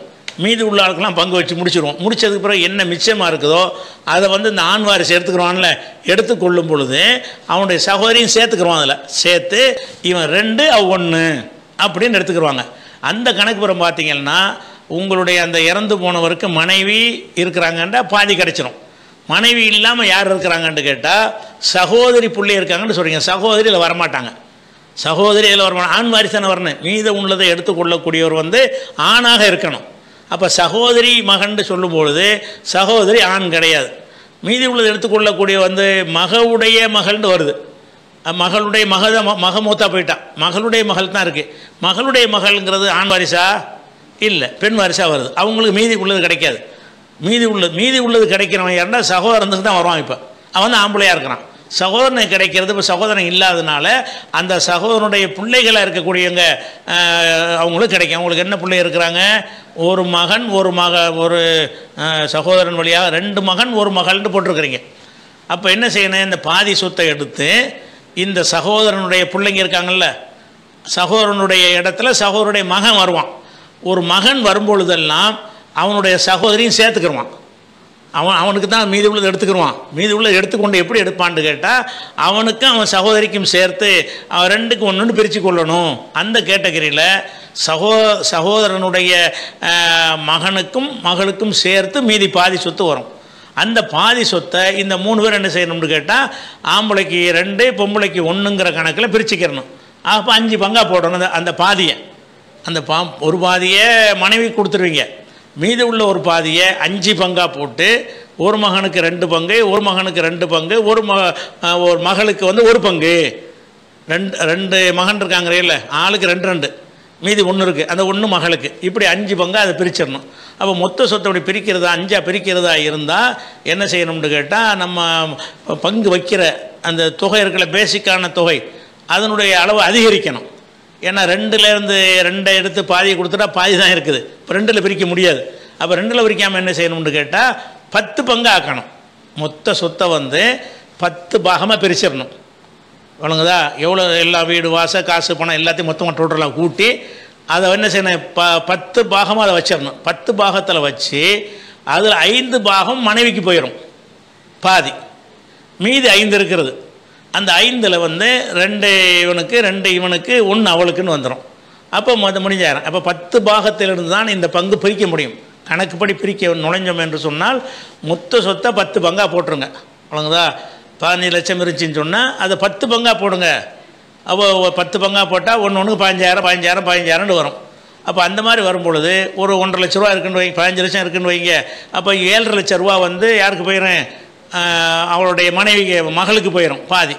மீதி 7,50,000 லட்ச ரூபா இருக்கிறதுல வந்து இவங்க எத்தனை 5 பேர் பிரிச்சுக்கிறணும். 5 பேர் எப்படி பிரிப்பாங்க, வந்து 5ஆக பிரிக்கிறதா இருந்தால் 3 3 1.5, 3 ஒரு ஆம்பளைக்கு 3 ஒரு ஆம்பளைக்கு 1.5 வந்து பொம்பளைக்கு 7,500 ஆயிரும்.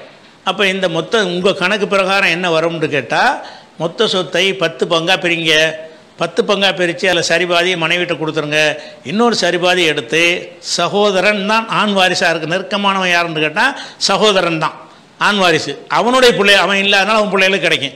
அவன் பிள்ளைகளுக்கு 2 இருக்கிறதுனா 5 பிள்ளைகள் 3 பிள்ளை இருந்தாலும் ஆம்பளைக்கு 2ன்னு கணக்கு பிரகாரம் 5 கணக்காயிரும். 5ஆக பங்கு வச்சு ஆம்பளை பிள்ளைக்கு 2 பொம்பளை பிள்ளைக்கு 1 கொடுக்கணும். ஏற்கனவே சொன்னது தான் இது. நீங்கள் ஆதாரத்தோடு கேட்டதுனால அந்த ஆதாரம் இவ்வளோ தான். 4, 11, 12 வசனம் 1 புகாரில் வரக்கூடிய இந்த ஹதீஸு ஒரு பங்காளிகளுக்கு கொடுத்தது போக மிஞ்சி இருக்கிற தொகையை நெருக்கமான ஆண் வாரிசு கொடுங்கன்னு இருக்கு. அவ்வளோதான். இப்போ நெருக்கமான ஆண் வாரிசு யாருங்கிறத நம்ம கண்டுபிடிக்கணும். யார் இப்போ நெருக்கமான ஆண் வாரிசு? சகோதரன் தானே. மகள் வந்து மூத்த மகள்ங்கிறது நெருக்கமான ஆண் வாரிசு கிடையாது. அப்படிங்கிறதுனால செஞ்சுருக்குது. முஸ்லீம் அல்லாத நவீதுங்கிறவர் கேட்குறாரு, அரோராவாக கேட்குறார், முஸ்லீம் அல்லாத நாடுகளில் உள்ள பலர் இஸ்லாத்தை தங்கள் நாடுகளுக்கு பொருந்தாத மதம் என்றும் அதனால் அவர்களை அனுமதிக்கக்கூடாது என்றும் தாக்கத் தொடங்கியுள்ளனர். முஸ்லீம் அல்லாத நாடுகளில் முஸ்லீம்கள் எதிரான இந்த சீற்றத்தை நாம் எவ்வாறு கையாள்வது அப்படின்னு கேட்குறாங்க. இதெல்லாம் கையாள்வதுக்கெல்லாம் வந்து சமயோசிதமான விஷயந்தான். இதெல்லாம் இது லட்சக்கணக்கான வகையில் நீங்கள் பிரச்சனை சந்திப்பீங்க. ஒவ்வொரு பிரச்சனைக்கும் இப்படி செய்யணும்லாம் வழிகாட்ட முடியாது. நீங்கள் தான் யோசிக்கணும். நீங்கள் முஸ்லீம் அல்லாத நாடுகளில் இஸ்லாத்தை வந்து வெறுத்து என்ன செய்கிறாங்கன்னு கேட்டால் முஸ்லீம்களை வெளியேற்றணும் அப்படின்னு ஒரு கூட்டம் கிளம்பி இருக்கிறது. குறிப்பாக லண்டன் போன்ற இடத்துல பெரும்பாலுமான ஒரு கூட்டம்லாம் போட்டு என்ன செய்யுங்க, போராட்டம்லாம் பண்ணினாங்க. எதனால்? நிறைய பேர் வெளிநாட்டிலேருந்து வந்து முஸ்லீம்கள் நிறைய புகுந்துட்டாங்க, அவங்கள வெளியேற்றணும் அப்படிங்கிறதுக்காக வேண்டி முஸ்லீமை வெளியேற்றுன்னு சொல்லாமல் வெளிநாட்டிலேருந்து வந்தவர்களை வெளியேற்றுன்னு ஒரு போர்வை போட்டுட்டு வெளியேற்றுறாங்க. அந்த இன உணர்வை தூண்டி விடுறாங்க. அப்படி தூண்டி விட்டு செய்வார்களே ஆனால் நம்ம சமயோசிதமாக நீங்கள் தான் என்ன செய்யணும், அதில் எந்த மாதிரி இதை நடந்து கொண்டால் அது செய்யணுமே, அதில் வந்து ஒரே ஒரு நபர் எடுக்கிற முடிவை கொண்டுலாம் தீர்மானிக்க முடியாது. அப்போ அந்த மாதிரி பாதிப்புக்கு உள்ளான எல்லா முஸ்லீம்களும் நீங்கள் அங்கே ஒன்று சேரணும். எல்லாருமா சேர்ந்து ஒரு கலந்து ஆலோசனை பண்ணணும். எல்லாருமா சேர்ந்து ஒரு விதமான முடிவை எடுக்கணும். அப்படி எடுக்கிற ஒரு விஷயத்துக்கு போய்கிட்டு நான் அப்படி சொல்கிறதுனால செஞ்சிட போகிறாங்களா? செய்ய முடியாது. அந்த நிலவரத்துக்கு தகுந்த மாதிரி யோசனையை எனக்கோ யாருக்கோ சொல்ல முடியுமா? முடியாது. யார் அதை சந்திக்கிறாங்களோ அவங்களுக்கு தான் முடியும். அதனால் அந்த வெறுப்பு இருக்கத்தான் செய்கிறது. வெறுப்பு இருக்குதுன்னு சொன்னால் வெளியேற சொல்கிறான்னா வெளியேற சொல்லாமல் இருப்பதற்கு என்ன செய்யலாம், எந்த மாதிரி அரசியல் நடவடிக்கை தான் எடுத்தாங்க. நாங்கள் என்ன செய்யணும், நீங்கள் இப்போ கட்சி தலைவர்களை போய் சந்திக்கணும். யார் முக்கியமான காரண கருத்தாவாக இருக்கணும் அவனை போய் சந்தித்து பேசணும். நாங்கள் வந்து என்னடா செஞ்சிட்டோம் அப்படிங்கிறத புரிய வைக்கணும். இந்த நாட்டுக்கு நாங்கள் வந்ததுனால உனக்கு நன்மையா தீமையா அப்படிங்கிறத விளக்கணும். நாங்கள் கள்ளத்தனமாக வரலையே, சட்டப்படி தான் வந்திருக்கோன்னு புரிய வைக்கணும். அப்படி நீங்கள் சமயோசிதம், ஆனால் சிங்கிளாக ஒரு ஆள் செய்ய முடியாது. அப்போ முதல்ல என்ன தேவைப்படும்னு அந்த மாதிரி பாதிக்கப்படுற இடங்களில் முஸ்லீம்களுக்கு மத்தியில், அது குறிப்பாக வெளிநாட்டிலேருந்து வந்த முஸ்லீம்கள் இருக்காங்க இல்லையா, அவங்களுக்கு மத்தியில் ஒரு ஒருங்கிணைப்பை உண்டாக்கணும். ஃபஸ்ட்டு செய்ய வேண்டிய என்ன, இது ஒரு பிரச்சனை, இது பிரச்சனை தான் அவனுக்கு விளங்க வைக்கணும்ல.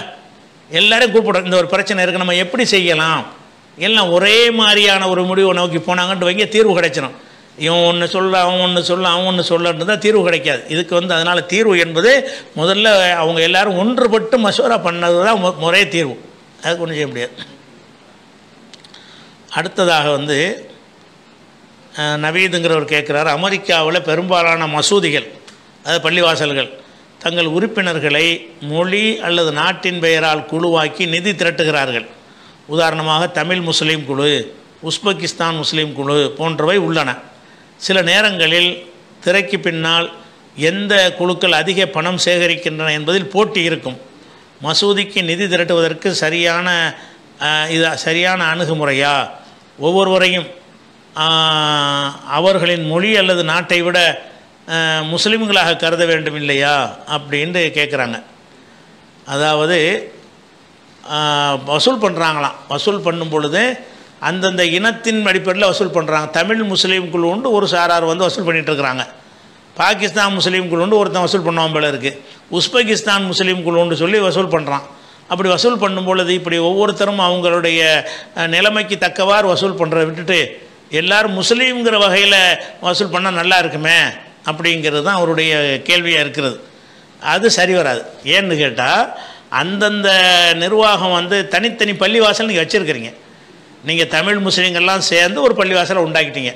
ஒரு பள்ளிவாசலை உண்டாக்கிட்டீங்கன்னு சொன்னால் அந்த பள்ளிவாசலை நீங்கள் தமிழ் முஸ்லீம் தான் பயன்படுத்துவீங்க. அதனுடைய நல்லது கெட்டதுக்கு நீங்கள் தான் பொறுப்பாளியாக இருப்பீங்க. அதுக்கு போய் பாகிஸ்தான் முஸ்லீம்கிட்ட கிட்ட அவன் எப்படி தருவான்? ஏன்னா அவன் ஒரு பள்ளிவாசல் வச்சுருப்பான், அவனுக்கு தேவைப்படும். அதனால் என்ன செய்வாங்கன்னா, தமிழ் முஸ்லீம்களுக்கு இந்த பள்ளியை நிர்வகிக்கிறதுக்கு என்று சொல்லி போய் வசூல் பண்ண இப்படி தப்பாக இருக்க முடியும்? அது அனைவரையும் இப்படி ஒன்றா சேர்க்குற, இப்படி ஒன்றா சேரும்னு நான் கேட்குறேன். ஒன்றா சேர்க்குறதா இருந்தால் ஒரு அரசாங்கம் இருந்தால் உத்தரவு போட்டு ஒன்றா சேர்க்கலாம். தமிழ் முஸ்லீம்னு ஒருத்தன் இருக்கான், நீ உருது முஸ்லீமோட போய் சேரணும், அவன் சேருவானா? உஸ்பெகிஸ்தான் முஸ்லீம் அதை களைச்சி போட்டு எங்களோட சேரன்னா அவன் என்ன செய்வான்? நீங்கள் அதிகாரத்தை கைப்பற்ற வர்றீன்னு அவன் எடுத்துக்கொள்வான். அந்த மாதிரி நம்ம என்ன செய்யக்கூடாது. அப்படி செய்யாமல் அவரவர்கள் ஆளுகைக்கு உட்பட்ட பகுதியில் அவங்கவுங்க செயல்பட்டுக்கிற வேண்டியதான். இப்போ நம்ம நாட்டில் எடுத்துக்கிறோமே, நீங்கள் வெளிநாடு உள்நாடு தமிழ்நாட்டுக்குள்ளே எடுத்துக்கிறோமே, தமிழ்நாட்டிலே வடக்கு தெரு பள்ளிவாசல், தெற்கு தெரு பள்ளிவாசல்னு இருக்கும், அல்லது பெரிய பள்ளிவாசல், சின்ன பள்ளிவாசல்னு இருக்கும். அந்த பள்ளிவாசலுக்கு அவங்க தனியாக தான் வசூல் பண்ணுவாங்க, இந்த பள்ளிவாசலுக்கு இவங்க தனியாக தான் வசூல் பண்ணுவாங்க. ரெண்டு பள்ளிக்கும் சேர்த்து வசூல் பண்ணி பிரிச்சுக்கிறோண்டா ஒத்துக்குருவாங்களா? ஒத்துக்கிற மாட்டாங்க. ஏன்னு கேட்டால் பெரிய பள்ளிக்கு அதிகமான மக்கள் நன்கொடை கொடுக்குறவங்களா இருப்பாங்க, சின்ன பள்ளி கொஞ்சோன்னு தான் கொடுப்பாங்க. ஆளுக்கு பாதி கொடுக்க இப்படி மனசு ஒத்துக்கிற மாட்டான். அதனால் லோக்கலில் இருக்குத, நீங்கள் வெளிநாட்டில் இருக்கிறது மாதிரி உள்நாட்டில் இருக்குத. நம்ம நாட்டிலேயே ஒவ்வொரு பள்ளிவாசலும் தனித்தனியாக தான் வசூல் பண்ணுறாங்க. ஊரில் மொத்தமாக வசூல் பண்ணி எல்லா பள்ளிக்கும் சமமாக பிரிச்சுக்கிறாங்களா? ஒரு ஊரை சொல்லி மதுரை முஸ்லீம்கள் அப்படின்னு வசூல் பண்ணி பிரிச்சுக்கிறேன்னா தரமாட்டான் யாருமே. ஒரு மனிதன் உதவி செய்வதாக இருந்தால் அல்லாவுக்காக செய்கிறதுன்னு ஒரு வகை இருந்தாலும் அதில் அவன் என்னத்தை பார்ப்பான்டா, நமக்கு என்ன நெருக்கத்தில் இருக்குதுன்னு பார்ப்பான். நம்ம தெருவில் ஒரு பள்ளிவாசல்னா அவன் கொடுப்பான். ஏதோ தெருவில் ஒரு பள்ளிவாசல்னு சொன்னால் 500 ரூபா கொடுக்குறோம், ஒரு 10 ரூபா எழுதிக்கிறங்கன்னு சொல்லுவான். அவனுக்கு தொடர்பு இல்லையில. இது மனிதனுடைய சைக்காலஜி படி பார்த்தீங்கன்னா அவங்கவுங்க தனித்தனியாக இருந்தால் தான் நிதியை கொடுப்பாங்க. உஸ்பெகிஸ்தான்கார உங்கள்கிட்ட கிட்ட நீங்கள் கொடுப்பீங்களா? இவன் யாருன்னு தெரியாது, இவனுக்கு நம்ம கொடுக்கணுன்றீங்க. அதனால் அவங்க உஸ்பெகிஸ்தான் முஸ்லீம்ங்கிறவங்க யார்கிட்ட போய் பார்ப்பாங்க? அவனை சேர்ந்தவங்க அந்த மஹல்லாவில் இருக்கிறவங்கள்ட்ட போய் வசூல் பண்ண முடியும். நீங்கள் போய்கிட்டு அவங்க அந்த மக்கள்கிட்ட போய் கேட்டால் அவங்க உங்களுக்கு தரமாட்டாங்க. அதனால் இது ஒரு பிரச்சனைலாம் கிடையாது. இதெல்லாம் நிர்வாக வசதிக்காக வேண்டி இப்படி தான் உலகம் பூரா இருக்குது. உலகத்தில் பூராவுமே இந்த மாதிரி தான் இருக்கிறது. நான் அமெரிக்காவில் வசிக்கிறேன். என்னுடைய மஸ்ஜித் ஜமாத்து சுன்னாவின்படி பெருநாள் தொழுகை நடத்தவில்லை என்றால் அதை பின்பற்றுவது சரியா அல்லது வீட்டில் தனியாக தொழ வேண்டுமா? மஸ்ஜித் ஜமாத்துக்கு எதிராக செல்வது சரியா அப்படின்னு கேட்குறார்.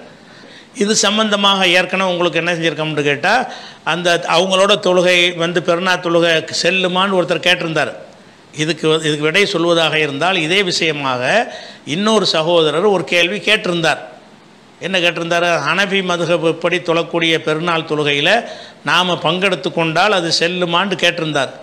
அந்த கேள்வியை உங்களுக்கு இணைச்சி விட்றோம். அதுவே உங்களுக்கு போதுமான பதிலாக அமைஞ்சிக்கிறோம். முஸம்மில் என்று கேட்கிறார். இங்கு பெருநாள் தொழுகையில் 2 ரக்காத்திலும் 3 முறை மட்டுமே தக்பீர் சொல்கிறார்கள். ஆஸ்திரேலியாவில் 3 தடவை தக்பீர் சொல்றாங்களாம். அதாவது முதல் ரக்காத்திலே 3, 2வது ரக்காத்திலே 3. 3 முறை கைகளை உயர்த்தி அல்லாஹ் அக்பர் என்று கூறி தொங்கவிட்டு 4வது முறை ஃபாத்திஹா சூரா ஓதுகிறார்கள். இவர்களை பின்பற்றி தொழும்போது எப்படி தொழுவது அப்படின்னா, இந்த ஹனஃபி மதுஹபுக்காரங்க இருக்கான்னு வழங்குது. ஆஸ்திரேலியாவில் ஹனஃபி மதுஹபை சேர்ந்தவர்கள் இந்த மாதிரி செய்யறாங்க. அவங்க தான் அப்படி செய்வாங்க. அவர் என்ன கேட்கிறாருன்னு கேட்டா, மொத்தமே 3 6 தக்பீர் சொல்றாங்க. இதை நான் பின்பற்றி சொல்லலாமான்னு கேட்கிறார்.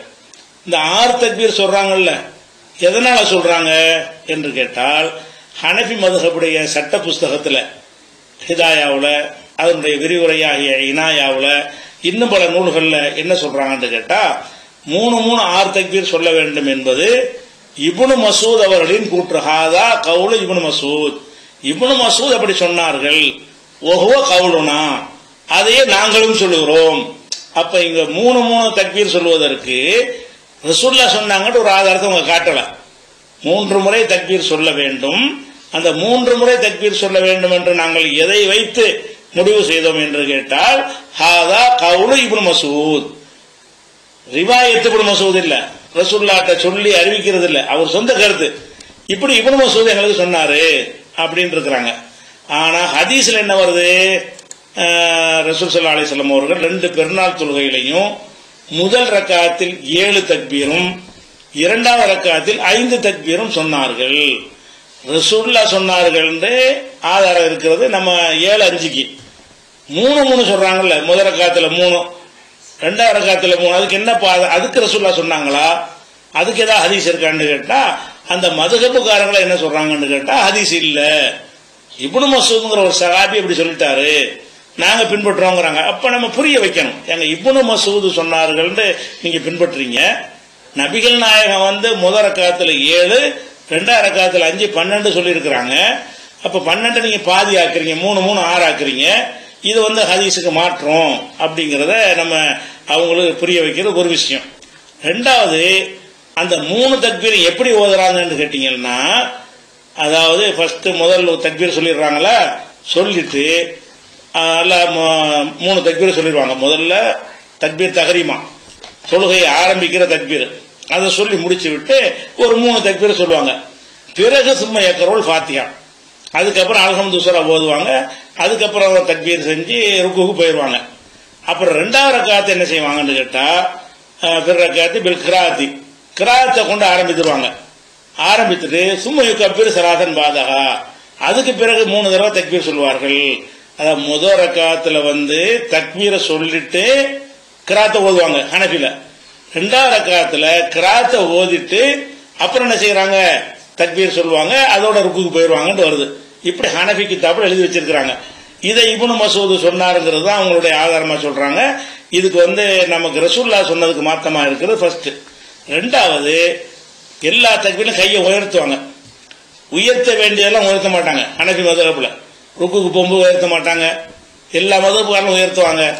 ருக்குல இருந்து எந்திரிக்கும் போது கையை உயர்த்த மாட்டாங்க. ஒரு தடவை மட்டும் தான் உயர்த்துவாங்க ஹனஃபில. 5 வேளை தொழுகைன்னு நீங்க பாத்தீங்கன்னா. ஆனா பெருநாள் தொழுகை என்ன செய்யறாங்கன்னு கேட்டா, இல்லாத ஒண்ணுக்கு ஒசுத்துறாங்க. 3 கையை ஒசுத்துறாங்க. ஒசுத்துறது என்ன ஆதாரம்னு கேட்டா, அந்த ஹனஃபி கிதாபுல பூரா எழுதி வச்சிருக்காங்க. நபிகள் நாயகம் ஸல்லல்லாஹு அலைஹி வஸல்லம் அவர்கள் 7 இடங்களில் கைகளை உயர்த்துவார்கள் என்று ஹதீஸ் இருக்கிறது. அந்த 7ல் ஒரு இடமாக பெருநாள் தக்பீர்கள் என்று சொல்லப்பட்டிருக்கிறது. அதனால் நாங்கள் கையை உயர்த்துறோம் அப்படின்னு அவங்க பதிவு பண்ணி வச்சிருக்கிறாங்க. ஆனா எந்த ஒரு ஹதீஸ் கிதாபுலையும் 7 இடத்தில் கையை உயர்த்தணும்னு ஹதீஸ் வருது. அதுல பெருநாள் தக்பீர் சொல்லப்படவே இல்லை. அப்படி ஒரு ஹதீஸே இல்லாத ஒன்றை ரசூலுல்லாஹ் சொன்னாங்கன்னு பொய்யா எழுதி வச்சிருக்கிறாங்க. அடுத்தடுத்து வரக்கூடியவர்கள் அந்த காப்பி அடிச்சு இருக்கிறார்களே தவிர எங்க இருக்குன்னு தேடி பார்க்கல. மதுஹப் எந்த அளவுக்கு ஆக்கி விட்டது என்று சொன்னால், தக்பீர் கையை உயர்த்துறோம்ல, அல்லாஹ் அக்பர் அல்லாஹ் அக்பர் இப்படி ஒசத்த வேண்டும் என்று ரசூலுல்லாஹ் சொன்னாங்களாம். அப்படி ஹதீஸ் இருக்குதான் அப்படின்னு போட்டிருக்காங்களே. இந்த மாதிரி ஒரு ஹதீஸை எடுத்து தாங்கன்னு அந்த காலத்துல கேட்டிருக்காங்க. இந்த ஹிதாயாங்கிற நூலை மேலாய்வு செய்த அறிஞர்கள் ஏன்பா இப்படி ஒரு ஹதீஸ் இருக்குன்னு சொல்றீங்களே, பெருநாள் தக்பீருக்கு ரசூல்லா கையை உயர்த்தினாங்கன்னு சொல்லக்கூடிய ஹதீஸ் எங்க இருக்கு? அந்த வாசகத்தை சொல்லுங்க, அந்த அறிவிப்பு சொல்லுங்கன்னு கேட்கறாங்க. பதிலே கிடையாது. ஆனா என்ன செய்யறாங்கன்னா திரும்ப திரும்ப சொல்லிட்டு இருக்காங்க. அடுத்தடுத்து புஸ்தகம் எழுதினாலும் ரசூல்லா தக்பீர்ல கையை உயர்த்தினாங்க. அப்ப ரசூல்லா கையை உயர்த்தவே கிடையாது. பெருநாள் தொழுகைக்கு கையை உயர்த்தினார்கள், 7 இடங்களில் கையை உயர்த்தினார்கள். அதுல பெருநாள் தொழுகை அடங்கும் என்று சொல்லியிருக்கிறார்கள். ஹனபி கிதாபுல, எல்லா ஹனபி கிதாபுல இது இருக்குது. அப்படி ஒரு ஹதீஸே கிடையவே கிடையாது. அவை இட்டு கட்டப்பட்ட ஒரு செய்தியின் அடிப்படையில் அதை செய்யறாங்க. இது விஷயத்தை விளங்கிறதுக்காக உள்ளது. இப்போ உங்க கேள்வி என்னன்னு கேட்டா, அவங்க தொழுகிறாங்க, அதுல நம்ம எப்படி தொழுவது? அதான் கேள்வி. அவங்க தொழுவது விட்டு போகுது. இப்ப ஹனபி மதப்புக்காரங்க தொழுவிக்கிறாங்க. இப்ப நான் ஹதீஸ் படி தொழு நினைக்கிறேன்.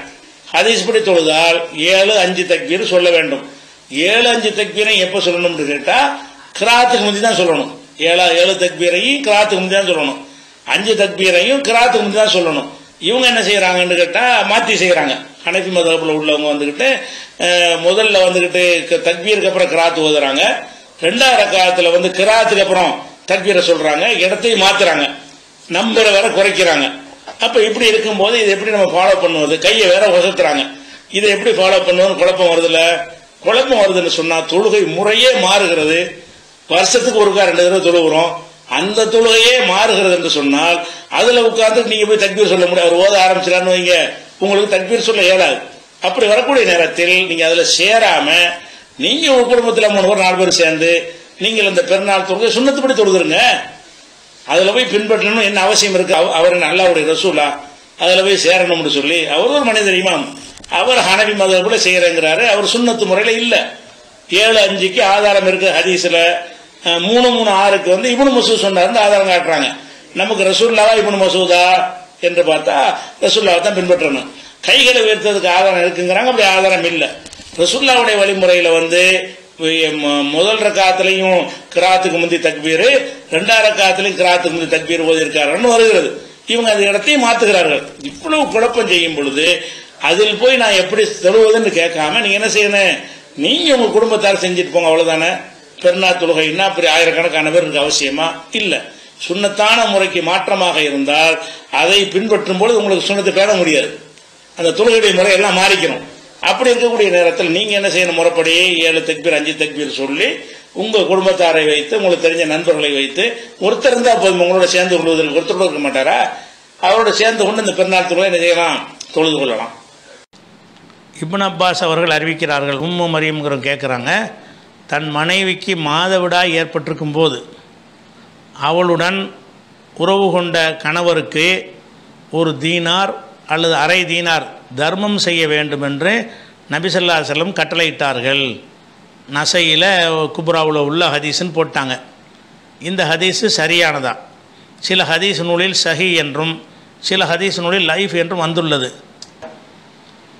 அதாவது இந்த இவருடைய உம்மு மரியம் என்ன கேட்குறாங்கன்னு கேட்டால், மாதவிடாய் ஏற்பட்டிருக்கும் போது கணவர் உடலுறவு கொண்டால் 1 தீனார், ஒரு தங்க காசு தர்மம் செய்யணும், இல்லாட்டி பாதி தீனார் தர்மம் செய்யணும் என்று நபி சொன்னதாக ஒரு ஹதீஸ் இருக்கிறது, நசையில் இருக்கிறது. இந்த ஹதீஸை பற்றி சில அறிஞர்கள் அதை சரியானதுன்னு சொல்கிறாங்க. சில நூல்களில் இது சரி இல்லை, லைஃப்னு போட்டிருக்கிறாங்களே, இதனுடைய நிலைப்பாடு என்ன அப்படின்னு கேட்குறாங்க. இந்த ஹதீஸை பொறுத்த வரைக்கும் நீங்கள் நசையில் மாத்திரம் இல்லாமல் அஹ்மதில் இருக்கிறது, திருமதியில் இருக்கிறது, அபூதாவுதில் இருக்கிறது, இன்னும் பல தாரமியில் இருக்கிறது. இப்படி பல நூல்களில் இந்த ஹதீஸ் இடம்பெற்றிருக்கிறது. இந்த ஹதீஸை பொறுத்த வரைக்கும் ஒரு நுணுக்கமான குறைபாடுன்னு வச்சுக்கிறாங்க, இல்லத்துன்னு சொல்லுவாங்க. இதை நுணுக்கமான குறைபாடுன்னு என்னென்றது, இந்த ஹதீஸுகளுடைய எல்லா அறிவிப்பையும் தொகுத்து பார்க்கக்கூடிய நேரத்தில் இந்த ஹதீஸு பல வகையில் வருகிறது. வரும் பொழுது சிலர் அறிவிக்கும் பொழுது தான் இதை நபி சொன்னதாக குறிப்பிடுறாங்க. இப்னு அப்பாஸ் வழியாக பலர் அறிவிக்கிற அறிவிப்புகள் என்ன வருதுன்னு கேட்டால் இப்னு அப்பாஸுடைய சொந்த கூற்றாகத்தான் வருகிறது. அப்போ எல்லா அறிவிப்புகளையும் தொகுத்து வைத்து கொண்டு, அதை சொன்னால் ட்ரையாக போயிடும், அதை சாராம்சத்தை மட்டும் உங்களுக்கு சொல்கிறேன். எல்லா ஹதீஸ்களையும் தொகுத்து வைத்து கொண்டு ஹதீஸுடைய நுணுக்கமான குறைபாடுகளை கண்டறியக்கூடிய அறிஞர்கள் என்ன செய்கிறாங்கன்னு கேட்டால், இது நபியின் கூற்று என்று சொல்லப்படுவது சரியான செய்தி இல்லை. இப்னு அப்பாஸ் இப்படி சொன்னார், அது கரெக்ட், இப்னு அப்பாஸ் சொல்லியிருக்கிறார், அது நமக்கு ஆதாரமாகாது. இது இப்னு அப்பாஸுடைய கருத்து என்பது தான் சரியான அறிவிப்பே தவிர நபியை சம்பந்தப்படுத்துறது அவர் அந்த சரியான அறிவிப்பு கிடையாது அப்படின்னு சொல்லி ஏராளமான அறிவிப்புகளை தொகுத்து வைத்து கொண்டு இந்த கருத்துக்கு வந்திருக்கிறாங்க.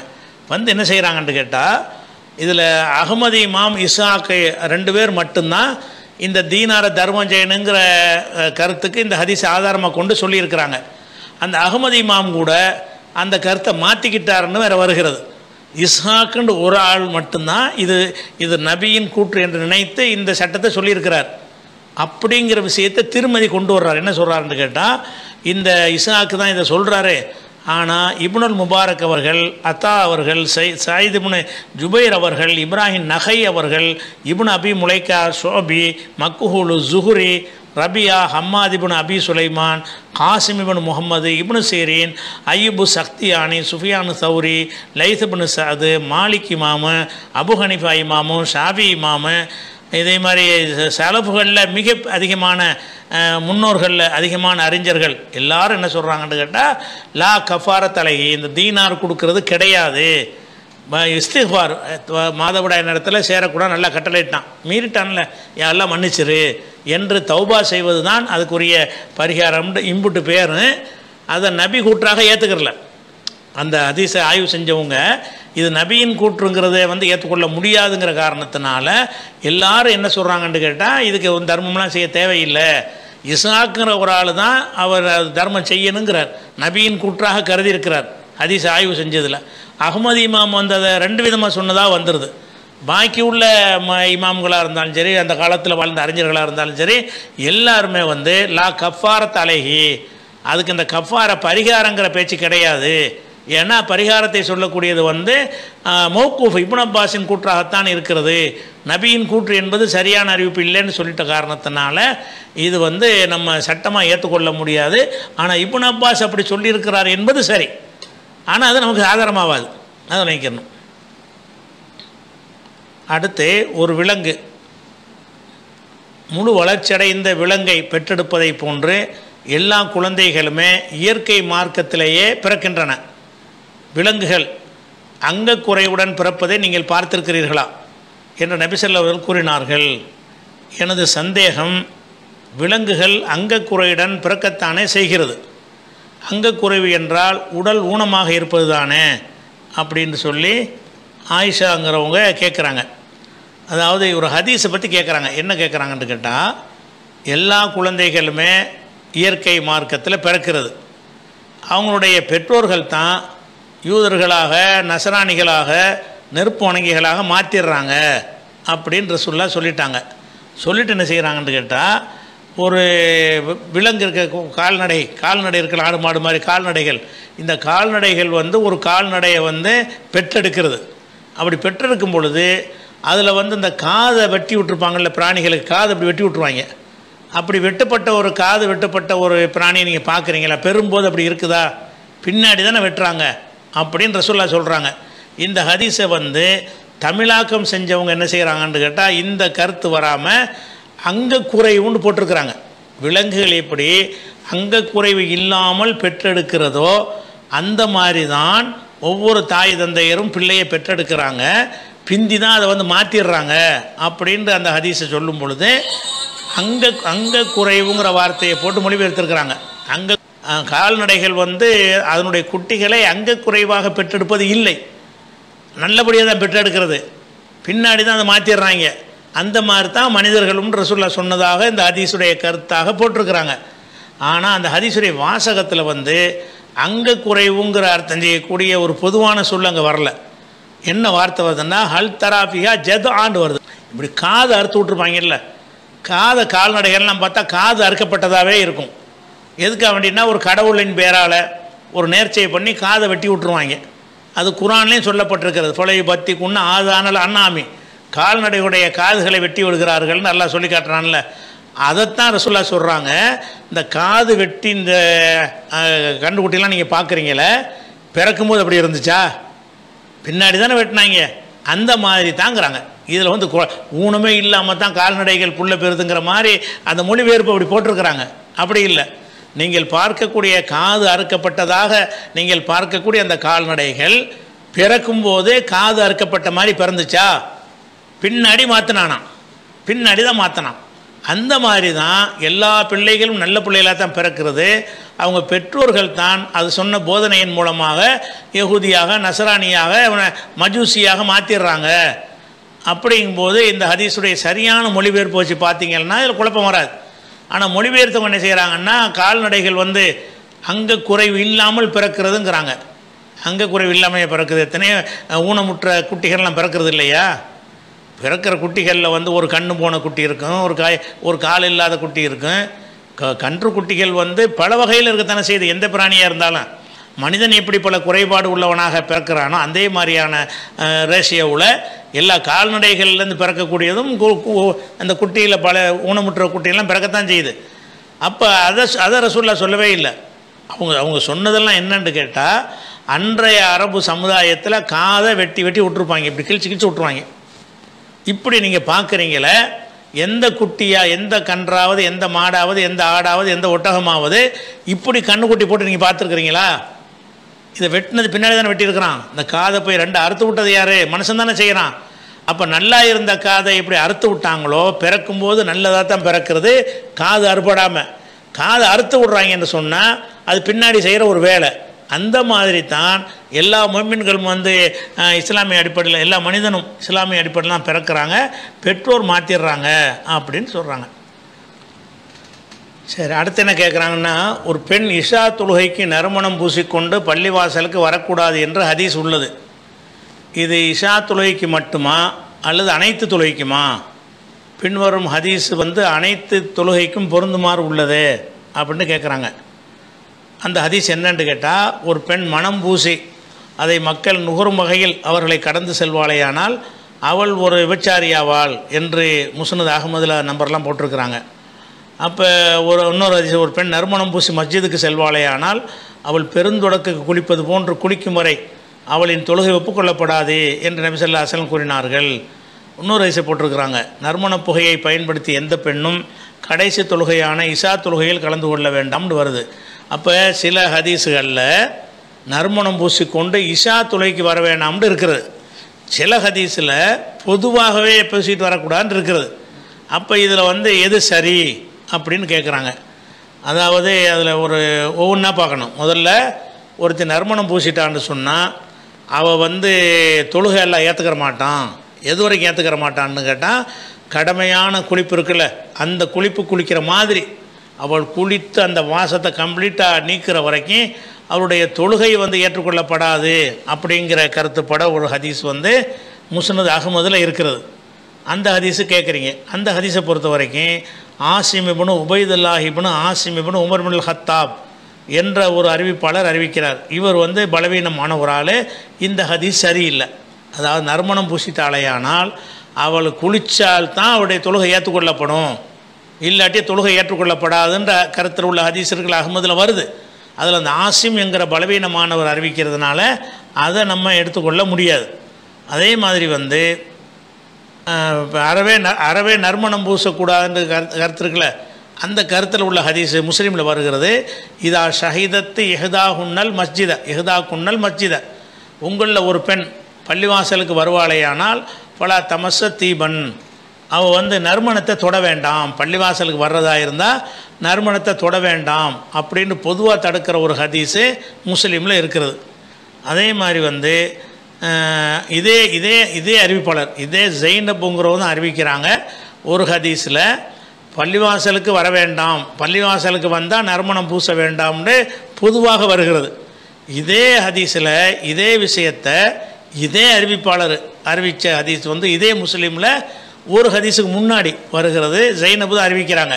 அவங்க எப்படி செய்கிறாங்கன்னு கேட்டால், இதா ஷஹீதத்து இஹ்தா குன்னல் இஷாவுக்கு நீங்கள் வருவதாக இருந்தால் அந்த இரவில் நீங்கள் நறுமணம் பூச வேண்டாம்னு வருது. அப்போ இஷாவுக்கு நறுமணம் பூசாதீங்கன்னு சொல்லக்கூடியதும், பள்ளிவாசலுக்கு வந்தாலே நறுமணம் பூசாதீங்கன்னு சொல்லக்கூடியதும் ஒரு ஜெயினபொலியாக தான் அறிவிக்கப்படுகிறது அடுத்தடுத்த ஹதீஸாக. அப்போ இதை ஆய்வு செஞ்சு அறிஞர் என்ன செய்கிறாங்கன்னு கேட்டால், ஒரு இதில் பொதுவாகவும் ஒரு இதில் குறிப்பாகவும் சொல்லப்படுதுன்னு சொன்னால் குறிப்பாக உள்ளதை நம்ம எடுத்துக்கிறேன்னு, பொதுவாக வரக்கூடாதுன்னு சொன்னது அந்த அறிவிப்பாளர் மிஸ்டேக் பண்ணியிருப்பார். இஷாவுக்குன்னு குறிப்பிட்டு அவங்க சொல்லிடுறாங்க. எப்போவுமே வரக்கூடாது மாதிரி தான் இஷான்னு சொல்லுவாங்களா, அதே அறிவிப்பாளர் தான் சொல்கிறாங்க. அதே அறிவிப்பாளர் தான் ரசூலுல்லாஹ் சொன்னதாக சொல்கிறாங்க. இதா ஷஹிதத்து எஹதா குன்னல் இஷா, உங்களில் ஒருத்தர் இஷாவுக்கு வருவதாக இது 758 முஸ்லீமில். 759 என்ன இருக்குன்னா, பொதுவாக பெண் பள்ளிக்கு வருவதாக இருந்தால் நறுமணம் பூச வேண்டாம்னு இருக்கிறது. ரெண்டுமே வருது. அது அறவே நம்ம எப்போவுமே பூசக்கூடாதுங்கிற அர்த்தம் வராது. அதே மாதிரி இன்னொரு ஹதீஸில் முஸ்லீமில் வருது, ஐயுமா இம்ராத்தின் அசாபத்து புகூரன், நறுமண புகை போட்டுக்கொண்ட எந்த ஒரு பெண்ணாக இருந்தாலும் ஃபலா தஷஹத் மஅனல் இஷா ஆஹிரா, இஷா தொலைக்கு எங்களோடு வர வேண்டாம்னு ரசூலுல்லாஹ் சொன்னாங்கன்னு வருகிறது. அப்போ இஷா தொலைக்கு வர வேண்டாம் என்பது தான் ரசூலுல்லாஹ் நமக்கு சொல்லியிருக்கிறாங்க. ஒரு சில அதே பெண் அறிவிக்கும் போது என்ன செய்கிறாங்கன்னு கேட்டால் இஷாங்கிறத விட்டுட்டு பள்ளிக்கு வர வேண்டான்னு இருக்கிறாங்க. அதுபோக ஒரு பெண் நறுமணம் பூசிக்கொண்டு பிறரை தன் பக்கம் ஈர்ப்பதற்காக நடந்து செல்வாளையானால் அவள் நடத்த கெட்டவள்னு ரசூலுல்லாஹ் சொன்னதாக ஒரு ஹதீஸை குறிப்பிட்டிருக்கிறீங்க. அது வேணும்னு செய்கிறதுக்குள்ளது. அதான் நம்ம நறுமணம் பூசுகிறத நம்ம அடிக்கிற பார்த்துட்டு எல்லாம் திரும்பி பார்க்கணும்.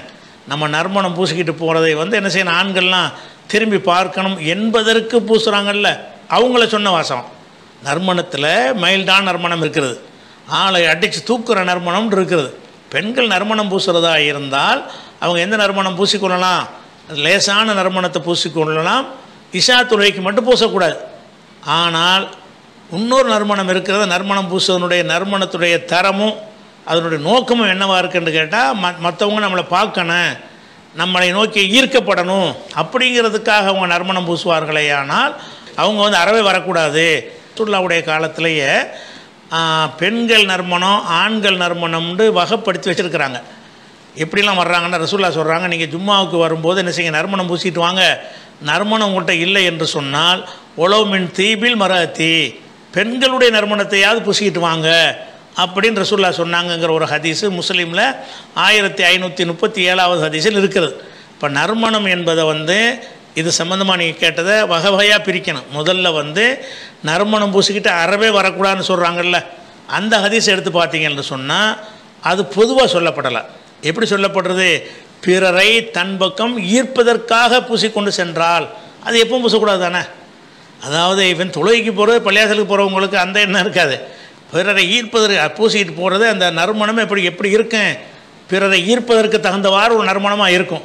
அந்த மாதிரி பூசிக்கொண்டவள் தான் நடத்தை கெட்டவள்னு சொன்னாங்களே தவிர பொதுவாக அது சொன்னது கிடையாது.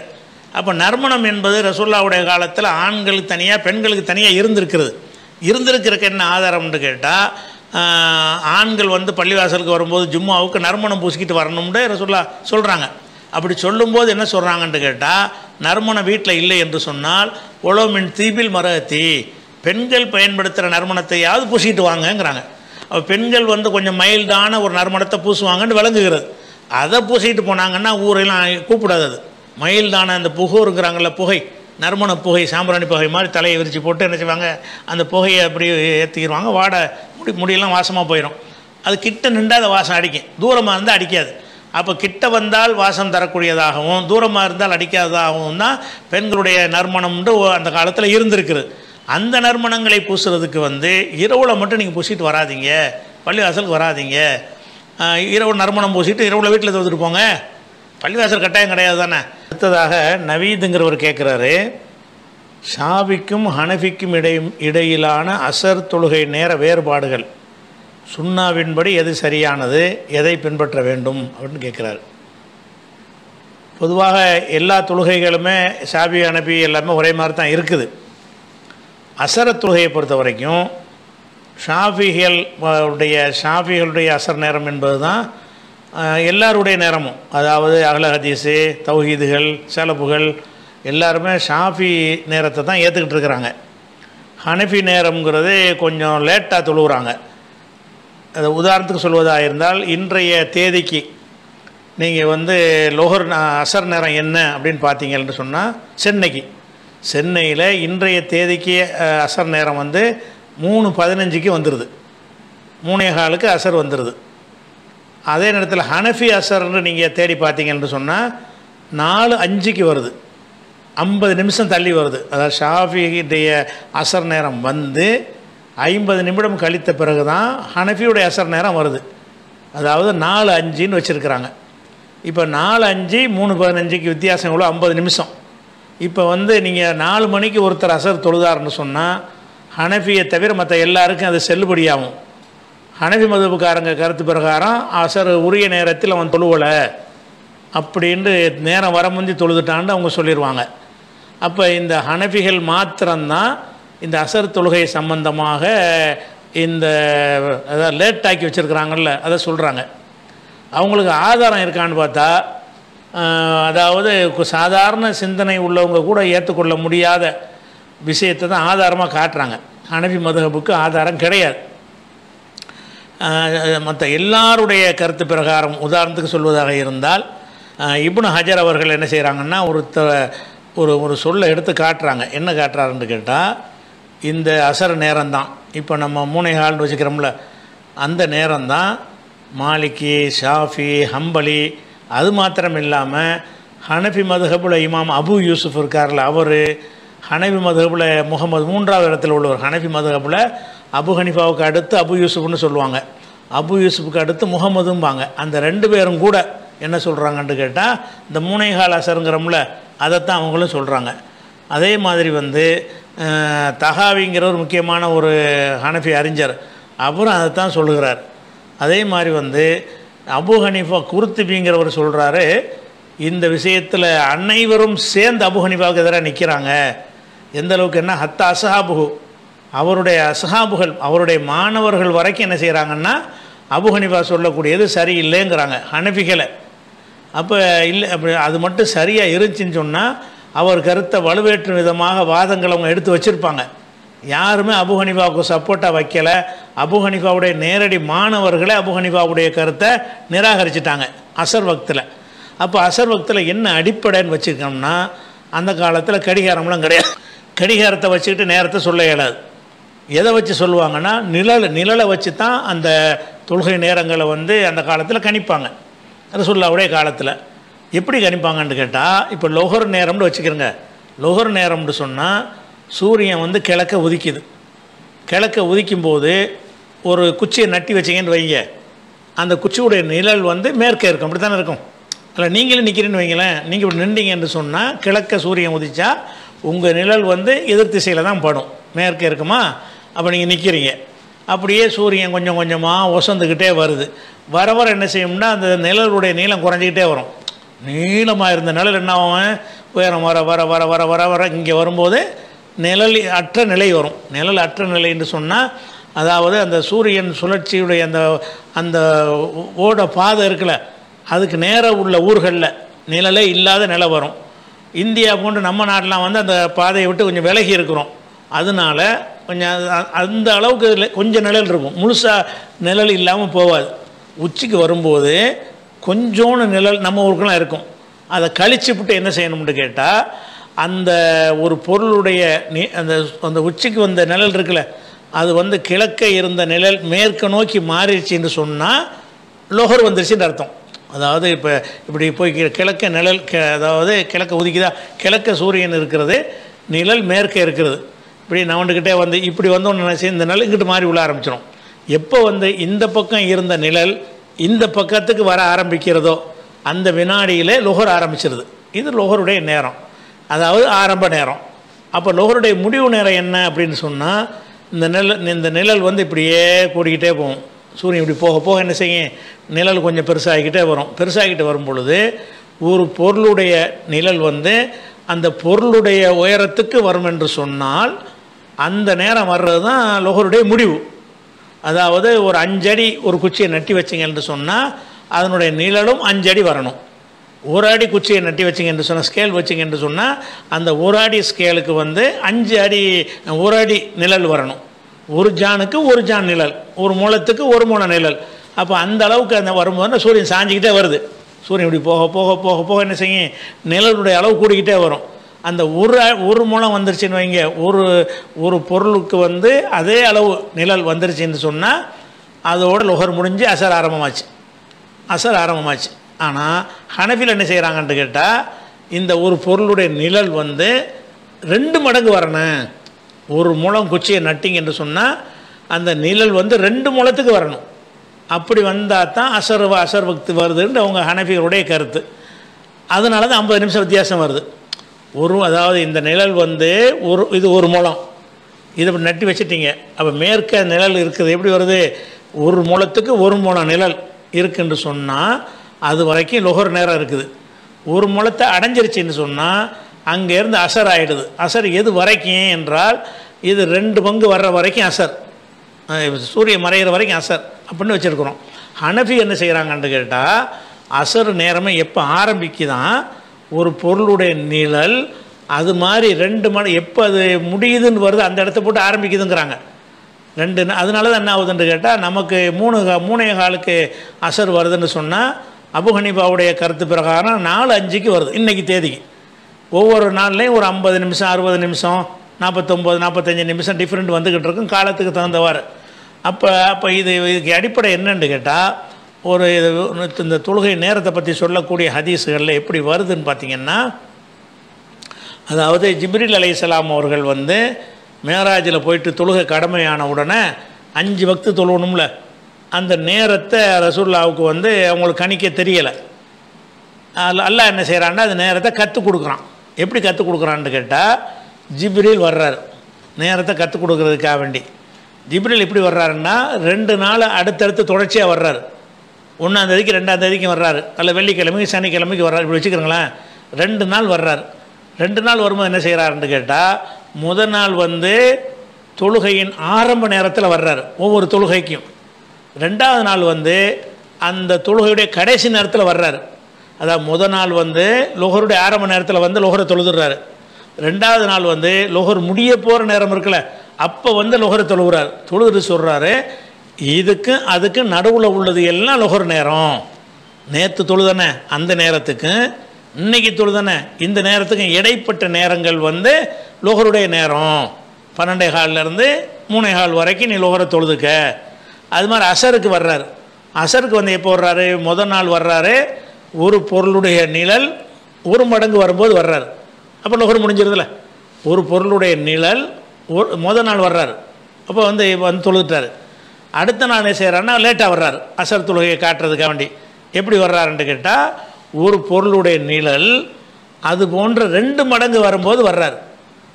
அதாவது முதல் நாள் அசர் தொழுகைக்கு ஜிப்ரீல் எப்போ வர்றாருன்னு கேட்டால் ஒரு பொருளுடைய நிழல் 1 மடங்கு ஆகுதுல, 1 அடி ஸ்கேலுக்கு 1 அடி நிழல், அந்த நேரத்துக்கு ஜிப்ரீல் வர்றாரு ஃபஸ்ட் நாள். அடுத்த நாள் என்ன வர்றாருன்னு கேட்டால் 1 அடி ஸ்கேலுக்கு 2 அடி நிழல் வரும்போது வர்றார். தொழுது காட்டி சொல்கிறாரு இந்த 2க்கு இடைப்பட்ட நேரம் தான் அசர் நேரம் அப்படிங்கிறார். அப்போ அசருடைய ஆரம்ப நேரம் என்ன? ஒரு பொருளுக்கு 1 முழத்துக்கு 1 முழம் வர்றது. அசருடைய முடிவு நேரம் என்ன? இந்த ஹதீஸ் பிரகாரம் ஒரு பொருளுக்கு 2 மடங்கு நிழல் வர்றது. அப்போ 2 மடங்கு நிழல் வர்றதுங்கிறது வந்து அந்த அசருடைய முடிவு நேரம் என்று ஹதீஸில் வருகிறது. அந்த நேரத்தை தான் இவங்க ஆரம்ப நேரம்னு சொல்கிறாங்க. ஹனஃபிகள் அசர் அப்போயே முடிஞ்சு போயிடுதுன்னு ஹதீஸ் சொல்லுது. எப்போ முடிஞ்சிருது? ஹனஃபிகள் எப்போ அசர்னு வச்சுருக்கிறாங்களோ அதுதான் அசருடைய கடைசி நேரம், அதோடு முடிஞ்சு போச்சு. அதுக்கு பிறகு அசர் தொழக்கூடாதுன்னு கருத்தில் ஹதீஸ் இருக்கிறது. அப்போ வந்து 3:15 ஆரம்பிக்கிற அசர் வந்து 4:05 என்னவாயிருது 2 மடங்கு நிழல் வந்துடும். அப்போ தான் அசர் ஆரம்பிக்குதுங்கிறாங்க ஹனஃபிகள். சரிப்பா, அப்படி சொல்வதற்கு ஏதாவது ஹதீஸ் உங்கள்கிட்ட இருக்குதானா? ஒரு ஹதீஸும் இல்லை. வேறு காரணங்களை வச்சு சொல்கிறாங்க. அதை நான் 2வது சொல்கிறேன். அதை அப்போ இதை வச்சுக்கிட்டு நம்ம ஹதீஸை பார்த்துங்கிறங்க. மட்டும் அசர் தான் நமக்கு தேவை இருக்குது. அசரை படிக்கும்போது முதல் நாள் வர்றாரு. எப்படி வர்றாருன்னு கேட்டால் சும்மா சல்லல் அசரா. ஜிப்ரீல் வந்து என்ன செய்கிறாரு? 2ஆம் நாள் முதல் நாள் வர்றாரு, அசரை தொழுதாரு. ஹீனக்கான குள்ளு செய்யின் மிசல தில்லிஹி, ஒவ்வொரு பொருளுடைய நிழலும் அந்த பொருளின் அளவுக்கு வரும் நேரத்தில் அசரை தொழுதார். அசரை எப்போ தொழுதுட்டாங்க? இப்போ நம்ம 3:15 தொழுகிறோம்ல, அந்த ரேஞ்சு அந்த டைத்துக்கு தொழுதுட்டாங்கன்னு அர்த்தம். ஜிப்ரீல் வந்து முதல் நாள் தொழுது காட்டுறாரு. எப்போ தொழுகிறாரு?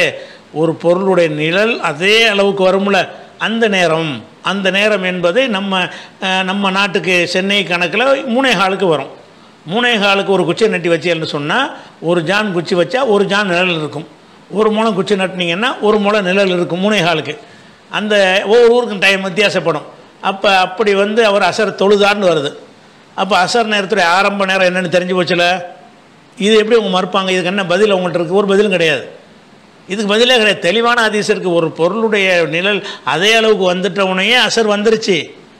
அப்போ எப்படி வந்துக்கிட்டு நீங்கள் 2 மடங்கு வர்றதுன்னு சொல்கிறீங்க அப்படின்னு கேட்டால், இதே ஹதீஸில் வருது. 2வது நாள் வர்றாருல ஜிப்ரீல், 2வது நாள் வரும்போது என்ன வருதுன்னு கேட்டால், அந்த ஒரு பொருளுடைய நிழல் 2 மடங்கு ஆகும்போது வந்து அசரை தொழுகிறார்.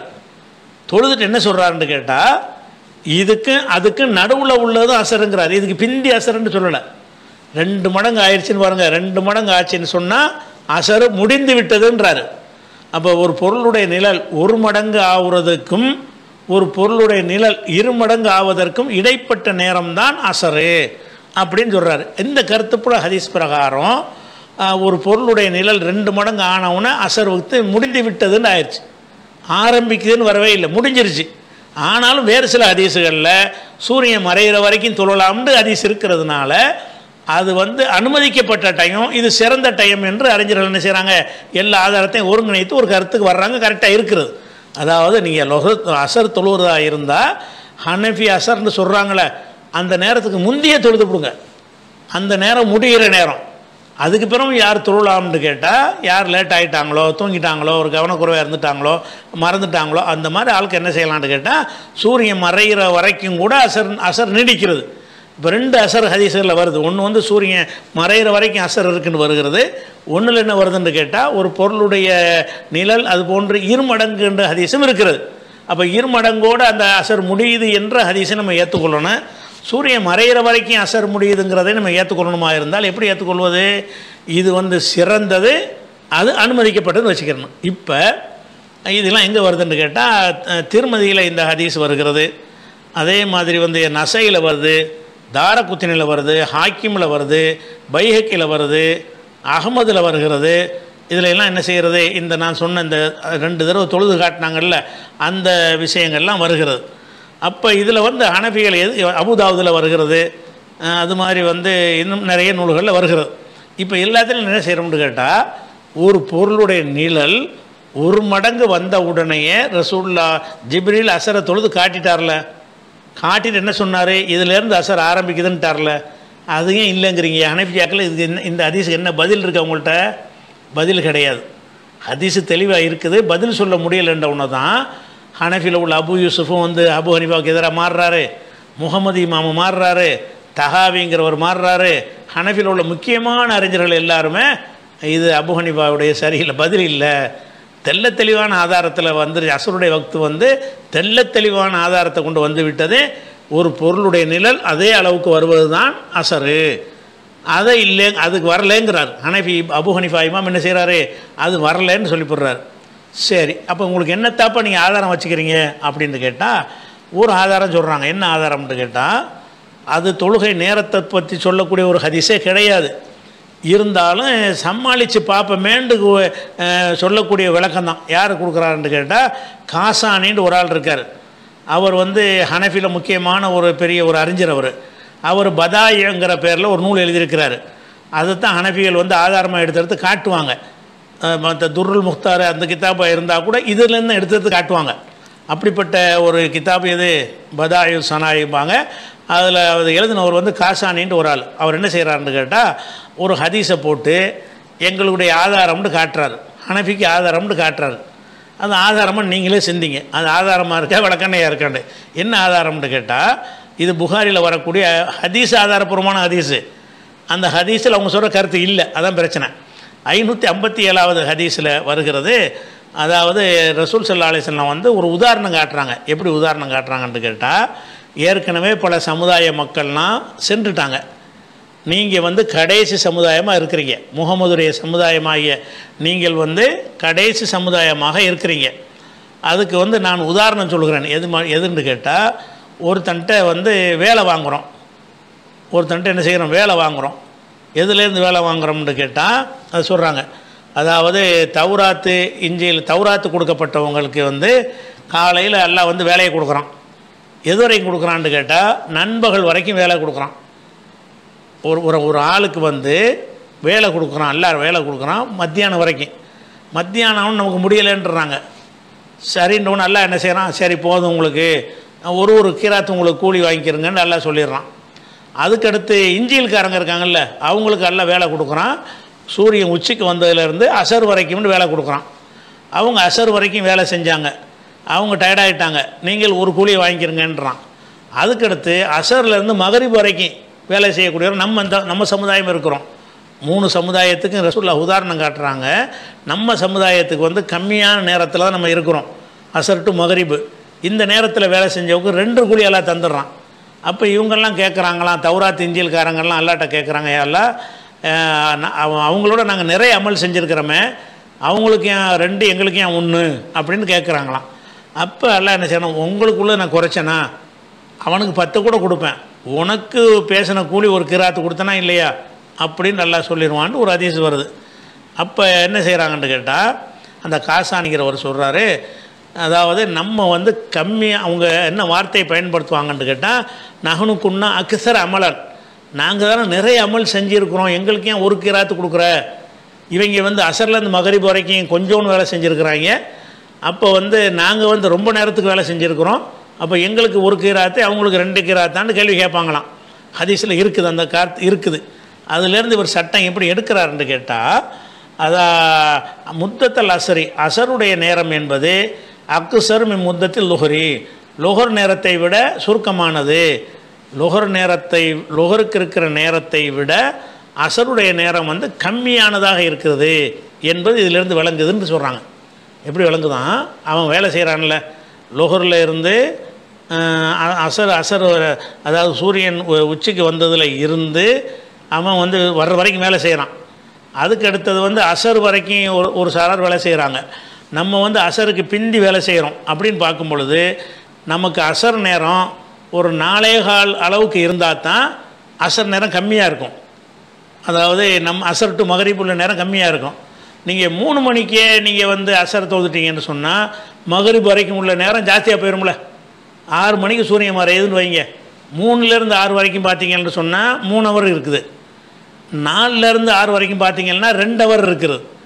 அப்போ நமக்கு வந்து அவங்க அதாவது லுஹருக்கும் அசருக்கும் மத்தியில் உள்ள வேலை செஞ்சது தௌராத் இஞ்சில்காரங்க தானே, அவங்கள விட நம்ம வந்து கம்மியான நேரம் தான் நமக்கு இருக்கணும், ஜாஸ்தியாக இருக்கக்கூடாது அப்படிங்கிற ஒரு வாதத்தை வச்சு என்ன செய்கிறாருன்னு கேட்டால், அந்த காசானி சொல்கிறாரு, அதனால் அசர் நேரம் 3 மணியாக இருந்தால் தான், அசர் நேரம் 4 மணியாக இருந்தால் தான் இது குறைந்த நேரம் உள்ளதாக வரும். அசர் வந்து 3 மணியாக இருந்துச்சின்னு சொன்னால் 3 மணி நேரம் தொழுகை நேரம் வருது, நமக்கு நேரம் ஜாஸ்தியாக இருக்குது, அது இதிலேருந்து விளங்குகிறதுன்னு ஒரு வாதம் வைக்கிறார். இந்த வாதம் வந்து சரியில்லை. ஏன்னு கேட்டால், இப்போ வந்து லுஹர் எடுத்துக்கிறோம், லுஹர் வந்து 11:53க்கு ஆரம்பிக்குது இன்றைய தேதியில். எத்தனைக்கு முடியுதுன்னா 3:12க்கு முடியுது. லுஹர் எத்தனைக்கு ஆரம்பிக்குது, 11:53க்கு. எத்தனைக்கு முடியுது, 3:12க்கு முடியுது. 2க்கு மத்தியில் உள்ள இடைவெளி எவ்வளவு, 3 மணி நேரம் 19 நிமிஷம். அதாவது 11:53க்கு லுஹர் ஆரம்பிக்கிறது, 3 மணி 12 நிமிஷத்துக்கு முடியுதுன்னு சொன்னால், அதை நிமிஷமாக கன்வெர்ட் பண்ணி நீங்கள் கழித்து பார்த்தீங்கன்னு சொன்னால் 3 மணி நேரமும் 19 நிமிஷமும் அதில் இருக்கிறது. சரியா, இது லுஹர். அசர் எடுத்துக்கிட்டிங்கன்னு சொன்னால் 3:13க்கு அசர் ஆரம்பிக்குது, 5:41க்கு முடியுது. 5:41க்கு முடியுதுன்னு சொன்னால் 2 மணி நேரமும் 28 நிமிஷம் வருது இடை நேரம். 3:13க்கு ஆரம்பித்து 5:41க்கு வருதுன்னு சொன்னால் 2 மணி 28 நிமிஷம் தான் இருக்குது. எதுக்கு, அசருக்கு, அசருடைய நம்ம ஹதீஸ் படி உள்ள அசருக்கு. சரி, ஹனஃபி அசர் இப்போ வருது 4 மணியில் இருந்து 4:05 இருந்து 5:41 வரைக்கும் வருது. அப்படி பார்த்தீங்கன்னா 1 மணி நேரம் 36 நிமிஷம் வருது. ஹனஃபி பக்துக்கு பிரகாரம் அசர் நேரம் வந்து என்கிட்ட 4:05க்கு தொழுக ஆரம்பிக்குது, 5:40க்கு சூரியன் மறைஞ்சிருது, மகரிப் வந்துடுது. அப்போ 4:05 5:41 வரைக்கும் தான் அசர் நேரம். அப்போ அசருடைய நேரம் மொத்தம் எவ்வளோ வருது, 1:36 தான் வருகிறது. இவர் என்ன செய்கிறாருன்னு கேட்டால், நம்ம 5 மணி அந்த 4:05க்கு வச்சா தானே இது குறைஞ்ச நேரமாக வரும். நம்மளை குறைஞ்ச நேரம் உள்ளவங்கள்ட்ட தானே அந்த அதிசல உதாரணம் காட்டியிருக்கிறது. அசரை நீங்கள் வந்து முன்னாடியே தொழுதுட்டீங்கன்னு சொன்னால் அசர் நேரம் ஜாஸ்தி ஆயிருமே அப்படின்னு லுஹரை விட, லுஹருக்கு கொடுத்த நேரத்தை விட அசருடைய நேரம் என்னவாயிரும், அதிகமாயிருமே அப்படின்னு சொல்லி ஒரு வாதம் வைக்கிறார் அவர். அவர் சொன்ன வாதம் சரியில்லை. ஏன் சரியில்லைன்னு சொல்கிறோம்னு கேட்டால், அதாவது லுஹருடைய நேரம் நல்லா கவனிக்க, லுஹருடைய நேரம் எவ்வளோ நேரம் இருக்கிறது, 3 மணி நேரமும் 19 நிமிஷமும் இருக்கிறது. இந்த நேரத்தை விட ஹனஃபி அஸர் எடுத்தாலும் சரி ஷாஃபி அஸர் எடுத்தாலும் சரி கம்மி தான். அது நம்ம கம்மியான நேரம் தான் வரும். கம்மியான நேரத்தை ஆக்கிறதுக்காக வேண்டி அசர் நேரத்தை இவர் தள்ளி வைக்கிறேங்கிறாரு. அசர் நேரத்தை தள்ளி வச்சா நமக்கு அசர் கம்மியாக 1 மணி நேரம் 36 நிமிஷம் வரதுக்கு சரி வச்சுருவோம். இப்போ நாங்கள் தொழுகிற அசர் நேரத்தின்படி பார்த்தா எவ்வளோ வருது? 3:13க்கு அசர் ஆரம்பிக்குது, 5:41க்கு முடிகிறது. அப்போ 2 மணி நேரம் 28 நிமிஷம் இருக்கிறது இது. ஆனால் லொஹருடைய நேரம் எவ்வளோ இருக்கிறது? 3 ஹவர் 19 நிமிஷம். அப்போ லொஹருடைய நேரம் இருக்கிறது 3:19. 3 மணி நேரமும் 19 நிமிஷமும் லொஹர் தொழுவலாம். அவ்வளோ இடைவெளி இருக்குது, ரெண்டுக்கு இடைவெளி. அசர் ஷாஃபி அசர் பிரகாரம் பார்த்தீங்கன்னு சொன்னால் 2 ஹவர் 20 நிமிஷம் வருது. அது 3 ஹவர் என்பதை விட கம்மி தானே, அதுவும் கம்மி தான். ஹனஃபி அசரை பார்த்தீங்கன்னு சொன்னால் அந்த அசருக்கும் மகரிபுக்கும் மத்தியில் 1 மணி நேரம் 36 நிமிஷம் வருது, அதுவும் கம்மி தான். ரெண்டும் கம்மி தான். இப்போ என்ன செய்கிறாரு? லொஹரை விட அசருடைய நேரம் கம்மின்னு இந்த ஹதீஸில் வருது. ஏன்னா அந்த அவங்க புகார் செய்கிறாங்கல்ல, அந்த லொஹர்லேருந்து அசர் வரைக்கும் வேலை செஞ்சவங்க, நாங்கள் நிறைய வேலை செஞ்சுருக்குறோம், எங்களுக்கு கூலி கம்மி, இவங்க கம்மியான வேலை செஞ்சுருக்கிறாங்க, அதனால் ஜாஸ்தின்னு கேட்டாங்க தான் ஹதீஸில் இருக்குது. அதனால லுஹரை விட அசர் நேரம் குறைவாக இருக்க வேண்டும். குறைவாக இருக்க வேண்டுமாக இருந்தால் அசரை தள்ளி வச்சா தான் அசருடைய நேரம் குறையுங்கிறாரு. நம்ம என்ன சொல்கிறோம்னு கேட்டால், இது அந்த காலத்துடைய அந்த அறிவியல் தெரியாத காலத்தில் ஒரு இதை சொல்லியிருக்கிறாரே உளறல் தான் இது. ஏன்னு கேட்டால், நீங்கள் ஹனஃபி அசரை எடுத்துக்கொண்டாலும் சரி ஷாஃபி அசரை எடுத்துக்கொண்டாலும் சரி, ரெண்டுடைய அசர் நேரமுமே லொஹர் நேரத்தோட கம்மியாக தான் இருக்கும். லொஹர் நேரம் 3 ஹவர் 19 நிமிஷம் வருகிறது. ஹனஃபி அசர் நேரத்தின் பிறம் பார்த்தீங்கன்னா 1 மணி நேரம் 36 நிமிஷம் வருது அசருக்கு. இது குறைவு தான். அது அதே நேரத்தில் நம்ம ஷாஃபி அசருங்கிறோமே, அது மட்டும் ஜாஸ்தியா? அதனுடைய நேரம் 2 ஹவர் 20 நிமிஷம் தான். அப்போ லொஹருடைய நேரம் 3 ஹவர் 19 நிமிஷம், அசருடைய நேரம் 2 ஹவர் 20 நிமிஷம் தான் வருது நம்ம கருத்து பிரகாரம். நம்ம 3:15க்கு அசர் தொழுதோம் என்று சொன்னால் அப்போவும் நமக்கு என்ன வருதுன்னு கேட்டால் அசருடைய நேரம் லொஹரோட கம்மியாக தான் வரும். இவங்க சொன்னபடி 4:05க்கு தொழுதாலும் அப்போ கம்மியாக தான் வரும். அப்போ லொஹரை விட கம்மியாக இருக்கணுங்கிறது உங்களுடைய வாதம். அதுதான் இந்த நாங்கள் சொல்கிற அசரில் அது வருமே, ஹதீஸ் படி உள்ள அசர் தொழுகையிலேயே அந்த இது வரத்தானே செய்யும். அதனால் இந்த சுற்றி வளைச்சிக்கிட்டு இது ஆதாரம் காட்டுறாரு. அந்த ஆதாரம் எடுபற்ற ஆதாரமாக இல்லை. அதுக்கடுத்து என்ன செய்கிறாங்கன்னு கேட்டால், புகாரியில் அந்த ஆதாரங்களை பார்த்தாலும் உங்களுக்கு தெரியும், ஹனஃபிகள்கிட்ட பாயிண்ட்டே கிடையாது. அசர் தொழுகைக்கு உள்ள நேரத்தை அவங்க சொல்கிறதுக்கு எந்த ஒரு பாயிண்ட்டுமே கிடையாது. இன்னொரு ஹதீஸை காட்டுறாங்க, சரியான ஹதீஸு. அவங்களுடைய கருத்து அதில் இல்லை. என்ன வருது? 536 ஹதீஸில் வருகிறது, வெயில் காலம் வந்துருச்சுன்னு சொன்னால் லொஹர் தொழுகையை நீங்கள் குளிர வையுங்கள், நல்ல வெயிலாக இருக்குன்னு வைங்க, உச்சி வெயிலில் போட்டு தொழக்கூடாது, கொஞ்சம் தள்ளி தொழுவுங்க அப்படின்னு வருது ஒரு ஹதீஸு. 536வது ஹதீஸில் இருக்கிறது. 539லையும் அந்த ஹதீஸ் என்ன செய்யுது இருக்கிறது, ஃபபரிது பிசலாத்தி, வெயில் கடுமையாயிருச்சுன்னு சொன்னால் தொழுகையை தள்ளி வைங்க, குளிர வைங்கன்னு இருக்குது. அவங்க என்ன செய்கிறாங்கன்னு கேட்டால், அந்த வெயில் குறைஞ்சி குளிர வேண்டும் என்று சொன்னால் ஒரு பொருளுடைய நிழல் அது மாதிரி 1 மடங்குக்கு மேலே வரணும், அப்படி வந்தால் தான் அது குளிர முடியும். அப்படி லொஹரை தள்ளி வைக்கணும்னு சொல்லி வரும் பொழுது, அப்போ லொஹரை அதுக்கு பிறகு தான் அசர் வர முடியும், லொஹருக்கு பிறகு தான் அசர் வர முடியும். அப்போ லொஹருடைய நேரம் எது வரைக்கும் இருக்கும்னு கேட்டால், அந்த சாயந்தரம் வரைக்கும் இழுத்தா தான் வெயில் குறையுமா. இப்போ நம்ம கருத்து பிரகாரம் லொஹர் வருதில்ல, 3:15க்கு லொஹரை தொழுதிங்கன்னா கடுமையான வெக்கையாக இருக்கும். அதே நேரத்தில் 4:05க்கு தொழுதிங்கன்னு சொன்னால் நல்லா வெக்கை குறைஞ்சிரும். வெக்கை குறைஞ்சவுன்னு தொழுவு சொல்கிறாங்க ரசூல் ஸல்லல்லாஹு அலைஹி வஸல்லம். அப்படின்னு சொன்னால் இந்த 4 வரைக்கும் இழுத்து 4 மணி வாக்கில் தான் அவங்க லொஹரை தொழுதுருக்குறாங்க. லொஹரே 4 மணிக்கு தொழுதாங்கன்னு சொன்னால் அதுக்கு பிறகு தான் அசர் வரும். அப்படி சுற்றி வளைச்சிக்கிட்டு வர்றாங்க. ஆனால் இதுவும் ஒரு அறிவீனமான வாதம் தான். ஏன்னு கேட்டால், 12 மணி உச்சி வெயிலாக இருக்குதுல்ல, அப்போ மண்டை காயும். ஒரு 2 மணி ஆனாலே வெப்பம் குறைஞ்சிரும், ஒரு 3 மணி ஆனாலே வெப்பம் குறைஞ்சிரும், அவ்வளோ சூடு இருக்காது, குளிர் வெப்பம் தனியாக ஆரம்பிச்சிடும். அதுக்காக வேண்டி 4 மணி வரைக்கும் இருக்கணும்னு அவசியம் கிடையாது. அது போக இது ஹதீஸில் அதை பற்றி சொல்கிற விஷயமும் இல்லை. இன்னும் சொல்ல போனால் இதுக்கு ஒரு ஹதீஸில் என்ன வருதுன்னு கேட்டால், எவ்வளோ நேரம் தாமதப்படுத்தினாங்கங்கிறதுக்கு தெளிவான ஒரு ஆதாரம் ஒன்று இருக்குது. அதில் ஒரு தொழுகையை நீங்கள் தாமதப்படுத்துங்கன்னு வருது, அதாவது குளிர வையுங்கள்னு வருது. குளிர வையுங்கள்ங்கிறதுக்கு இவங்க என்ன அர்த்தம் செய்கிறாங்கன்னா, அசர் வரைக்கும் இப்போ நம்ம ஹனஃபி அசர் இருக்குல்ல 4:05, அது வரைக்கும் தள்ளிக்கிட்டு வந்தால் தான் அந்த வெயில் குறைஞ்சிருக்கும் அப்படின்ட்டு ஒரு வாதத்தை வைத்து கொண்டு, அதனால் நாங்கள் வச்சுக்கிற அசர் தான் கரெக்டு, எங்கள் அசருக்கு முந்தி வரைக்கும் லொஹர் தொழுவலாங்கிறாங்க. அவங்க கருத்து பிரகாரம் 4:05 முன்னாடி வரைக்கும் 4 மணிக்கே லொஹர் தொழுவலாங்கிறாங்க. அந்தளவுக்கு ரசூல்லா தள்ளி இருந்தால் தானே வெப்பம் இல்லாமல் இருக்கும் அப்படின்னு ஒரு வாதம் வைக்கிறாங்க. இதே காசானி தான் வைக்கிறார்.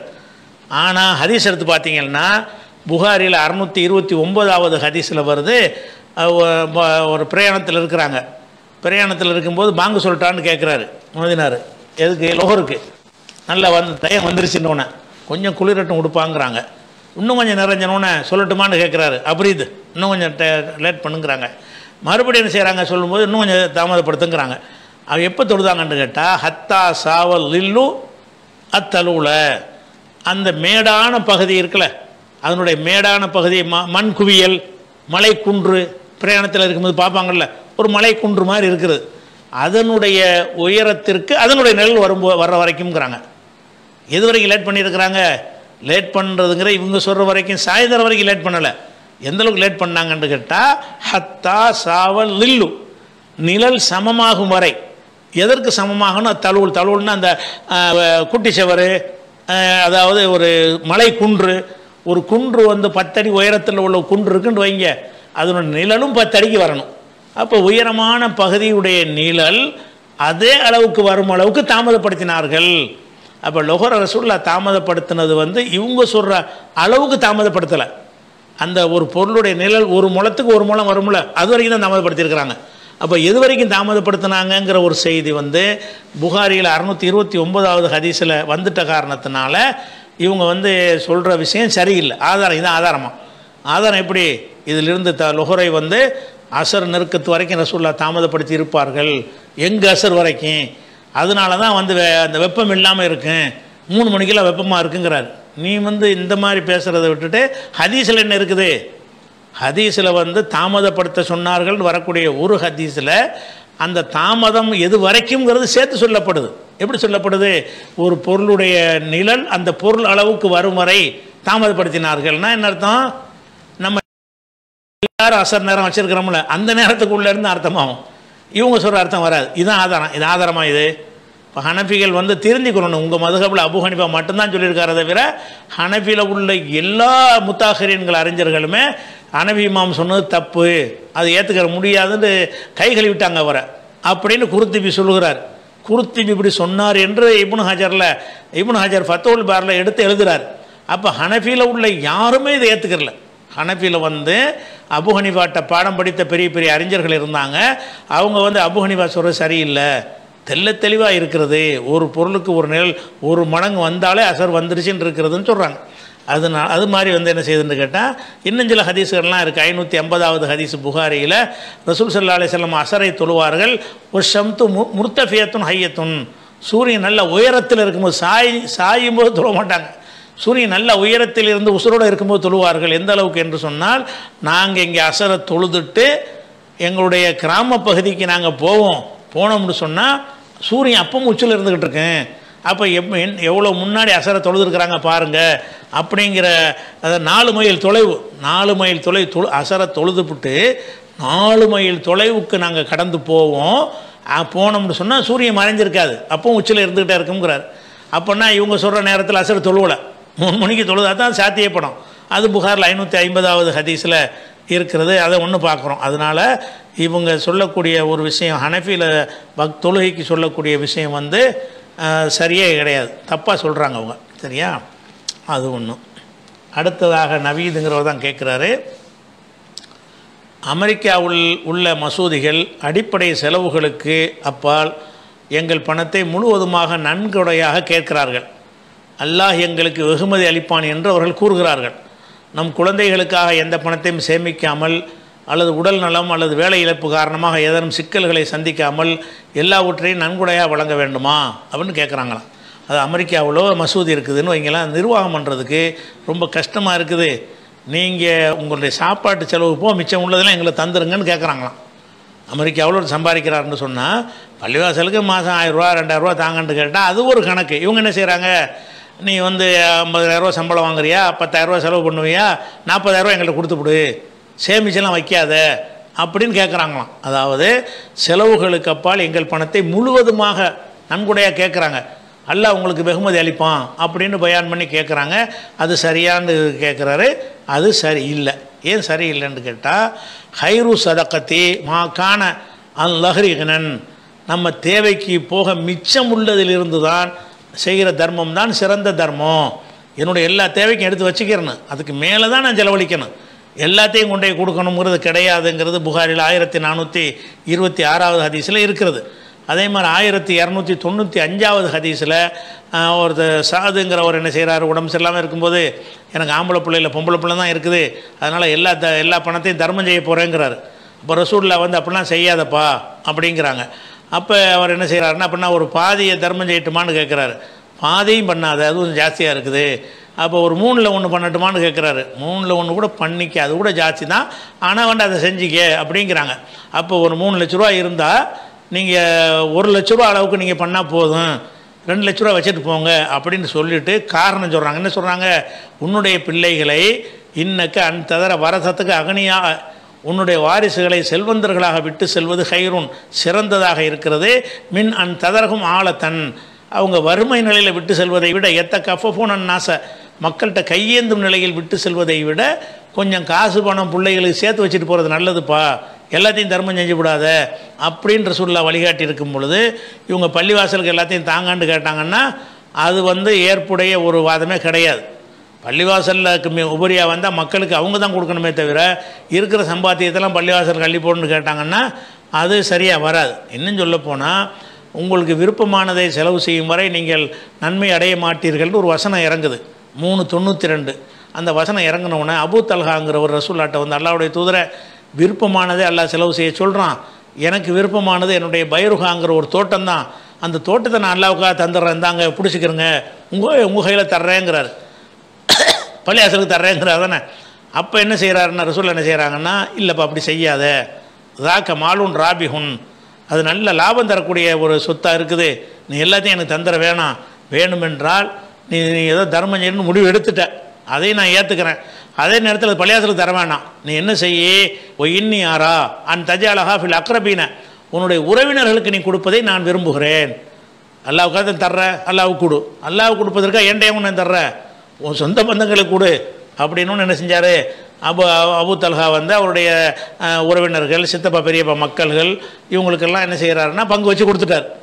அப்போ அந்த உறவினர்களுக்கு பங்கு வச்சு கொடுங்கிறது தான் ரசூலுல்லாஹ் வலியுறுத்தினாங்களே தவிர, எல்லா பணத்தையும் தர்றேன்னு வரக்கூடியவர்கிட்ட என்ன செய்யல, எல்லா பணத்தையும் கூட இல்லை, அவர் நிறைய இருந்திருக்குது, அதில் அந்த பைருஹா தோட்டத்தை கொடுக்கும்பொழுது ரசூலுல்லாஹ் அதை அக்செப்ட் பண்ணலை, நீ சொந்தக்காரங்களை கொடு.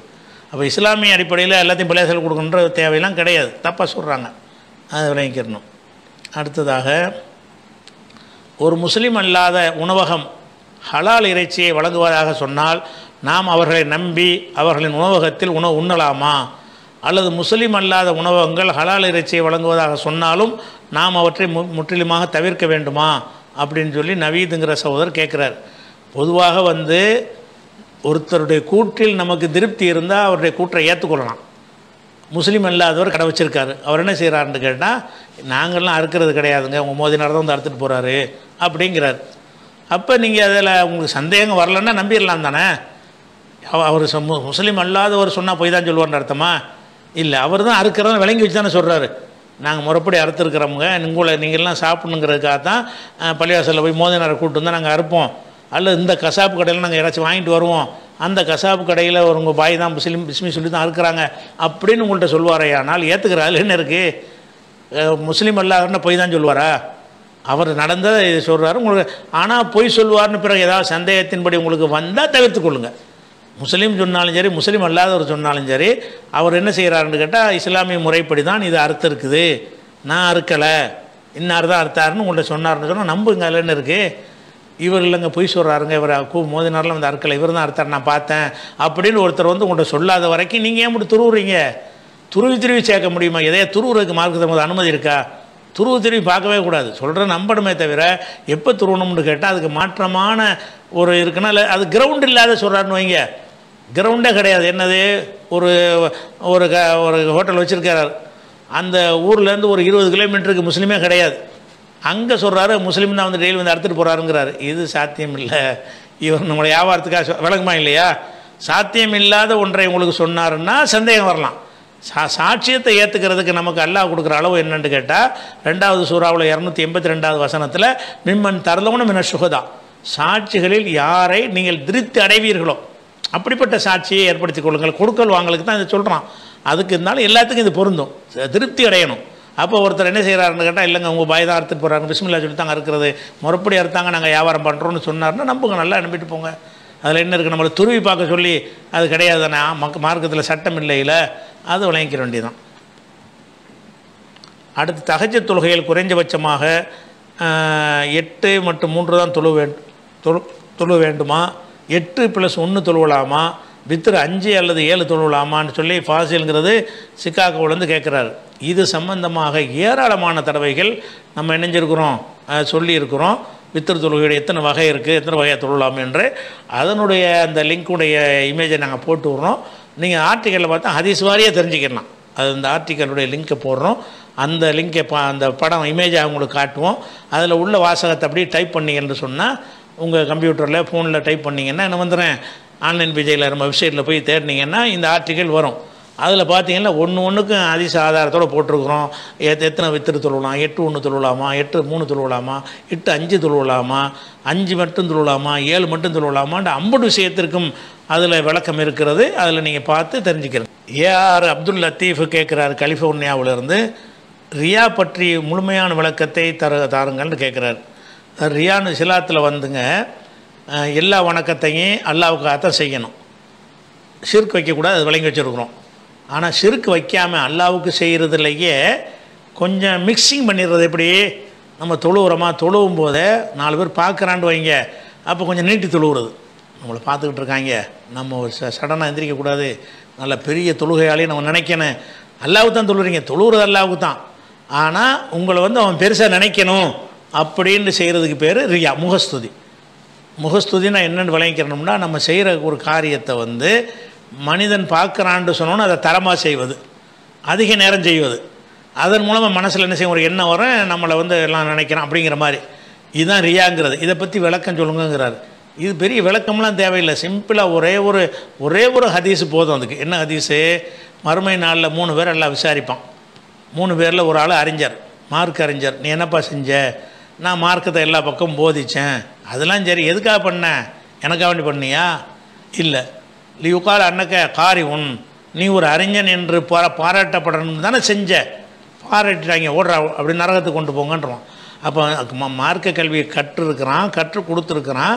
கொடுக்கும்போதே என்னத்தை கொடுத்துருக்கான்னு கேட்டால், நம்மளை பேரறிஞர்னு இவங்கெல்லாம் ஒத்துக்கிறேன்னு, நம்மளை பாராட்டணும் அப்படிங்கிற நோக்கம் உள்ளே நுழைஞ்சிட்டோன்னு என்னவாயிடுதுன்னா, அல்லாவுக்காக செஞ்சது இல்லாமல் முகஸ்துதி ஆயிடுச்சு.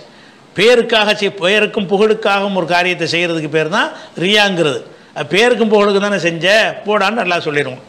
அதே மாதிரி வந்து ஒரு உயிர் தியாகிய நல்லா கூப்பிடுவான். நீ என்னடா செஞ்ச? நான் தான் உனக்கான உசுரையை கொடுத்தேனே அப்படிமா. அதெல்லாம் சரி, உசுரெல்லாம் கொடுத்த, எனக்காக கொடுத்தியா? இல்லை, வேறு எது கொடுத்த? உன்னை வீரன் எல்லோரும் பாராட்டணும் அப்படின்னு கொடுத்த, வீரன் பாராட்டிட்டாங்க. இப்போ இங்கே ஒன்றும் என்கிட்ட கிடையாது, இப்போ நரகத்துக்குன்றான்.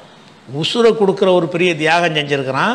அதை செய்யும்போது அல்லாவுக்காகங்கிறது மறைஞ்சி 4 பேர் நம்மளை வீரன்னு சொல்லணும்னு எப்போ நுழைஞ்சிருச்சோ அது நரகத்துக்குரிய செயலாக மாறி போயிடுது. ரியாவும் இந்த அவ்வளோ டேஞ்சரான விஷயம். அடுத்து ஒரு பணக்காரனை கூப்பிட்டு எல்லாம் கேட்பான். இது முஸ்லீமில் வரக்கூடிய ஆதாரப்படணும் ஹதீஸ். பணக்காரனை கூப்பிட்டு கேட்பான், அவனுக்கு நிறைய காசு பணத்தை கொடுத்துருக்கேன்னா என்ன செஞ்ச? நான் அள்ளி கொடுத்தேன்மா. அள்ளியெல்லாம் கொடுத்து நெசந்தான். எதுக்கு கொடுத்த? லியுகால் அன்னக ஜவாதுன், நீ ஒரு வள்ளல்னு சொல்லப்படணும், நீ ஒரு கொடை வள்ளல்னு மக்கள் பாராட்டணும் தானே கொடுத்த. எல்லாம் பாராட்டிட்டாங்க, போ கிடைச்சி போச்சு, இழுத்துட்டு போங்கன்றோம். அப்போ ரியா என்பது, முகஸ்துதி என்பது எந்த ஒரு காரியத்தை செஞ்சாலும் மனிதர்கள் பாராட்ட வேண்டும் என்கிற எண்ணம் வரவே கூடாது. மனிதர்கள் பாராட்டுறாங்க என்பதற்காக வேண்டி ஆட்களை பார்த்தோன்னு என்ன செய்வார்? தொழுறீங்க, உங்கள் இயல்பாக தொழுதுட்டு போனீங்கன்னா அது முகஸ்துதி கிடையாது. ஆளை பார்த்தோன்னா அப்படி நீட்டுறது, வேணுமுடியே நீட்டுறது, குராத்தை பெருசாக ஓதுறது. அப்போ என்ன செய்து அவங்கள நுழைஞ்சிடறா, நீ வந்து அல்லாவுக்காக தொழுகிற ஒரு வணக்கத்தை போய் மனுஷனுக்கு காட்டுறதுக்காக நீ செய்கிற அப்படின்னு சொல்லிட்டு எல்லாம் சொல்கிறான். அப்போ வந்து வயலுன் லில் முசல்லீன், தொழுகையாளிகளுக்கு கேடுதான். அல்லதீன ஹும் யுராவுன, பிறருக்கு காட்டுவதற்காக தொழுகிறார்களே அவர்களுக்கு கேடுன்னு நல்லா சொல்கிறான். அப்போ தொழுகிறவனுக்கே கேடு இருக்குது. எப்போ கேடு இருக்குது? அல்லதீனஹும் யுராவுன்னா பிறருக்கு காட்டுவது, பிறருக்கு காட்டுவதற்காக தொழுகிறவங்களுக்கு கேடுங்கிறான் அல்லாஹ். அதனால் முகஸ்துதியை பற்றி இந்த ஒரு ஹதீஸை மட்டும் மனசில் வச்சுக்கிட்டீங்கன்னா எந்த ஒரு காரியம் செஞ்சாலும் அந்த ஷைத்தான் என்ன வந்துருச்சுன்னா அவுது பில்லாஹி மினஷ் ஷைத்தானிர் ரஜீம்டு ஷைத்தானுடைய தீண்டுதல் வரும்போதெல்லாம் அதை சொல்லலாம்னு இருக்குல்ல, அந்த மாதிரி அவுது பில்லா சொல்லிட்டு என்ன செய்யுங்க, டக்குண்டு மனசை மாற்றிருங்க, சரியாக வந்துடும். அன்புக்குரிய சகோதரர்களை, இன்றைய கேள்வி நம்ம இதோடு முடித்துக்கொள்வோம். அடுத்தடுத்த கேள்விகள் இன்ஷா அல்லாஹ் அடுத்த மாதத்துக்கு பார்க்கலாம். அஸ்ஸலாமு அலைக்கும்.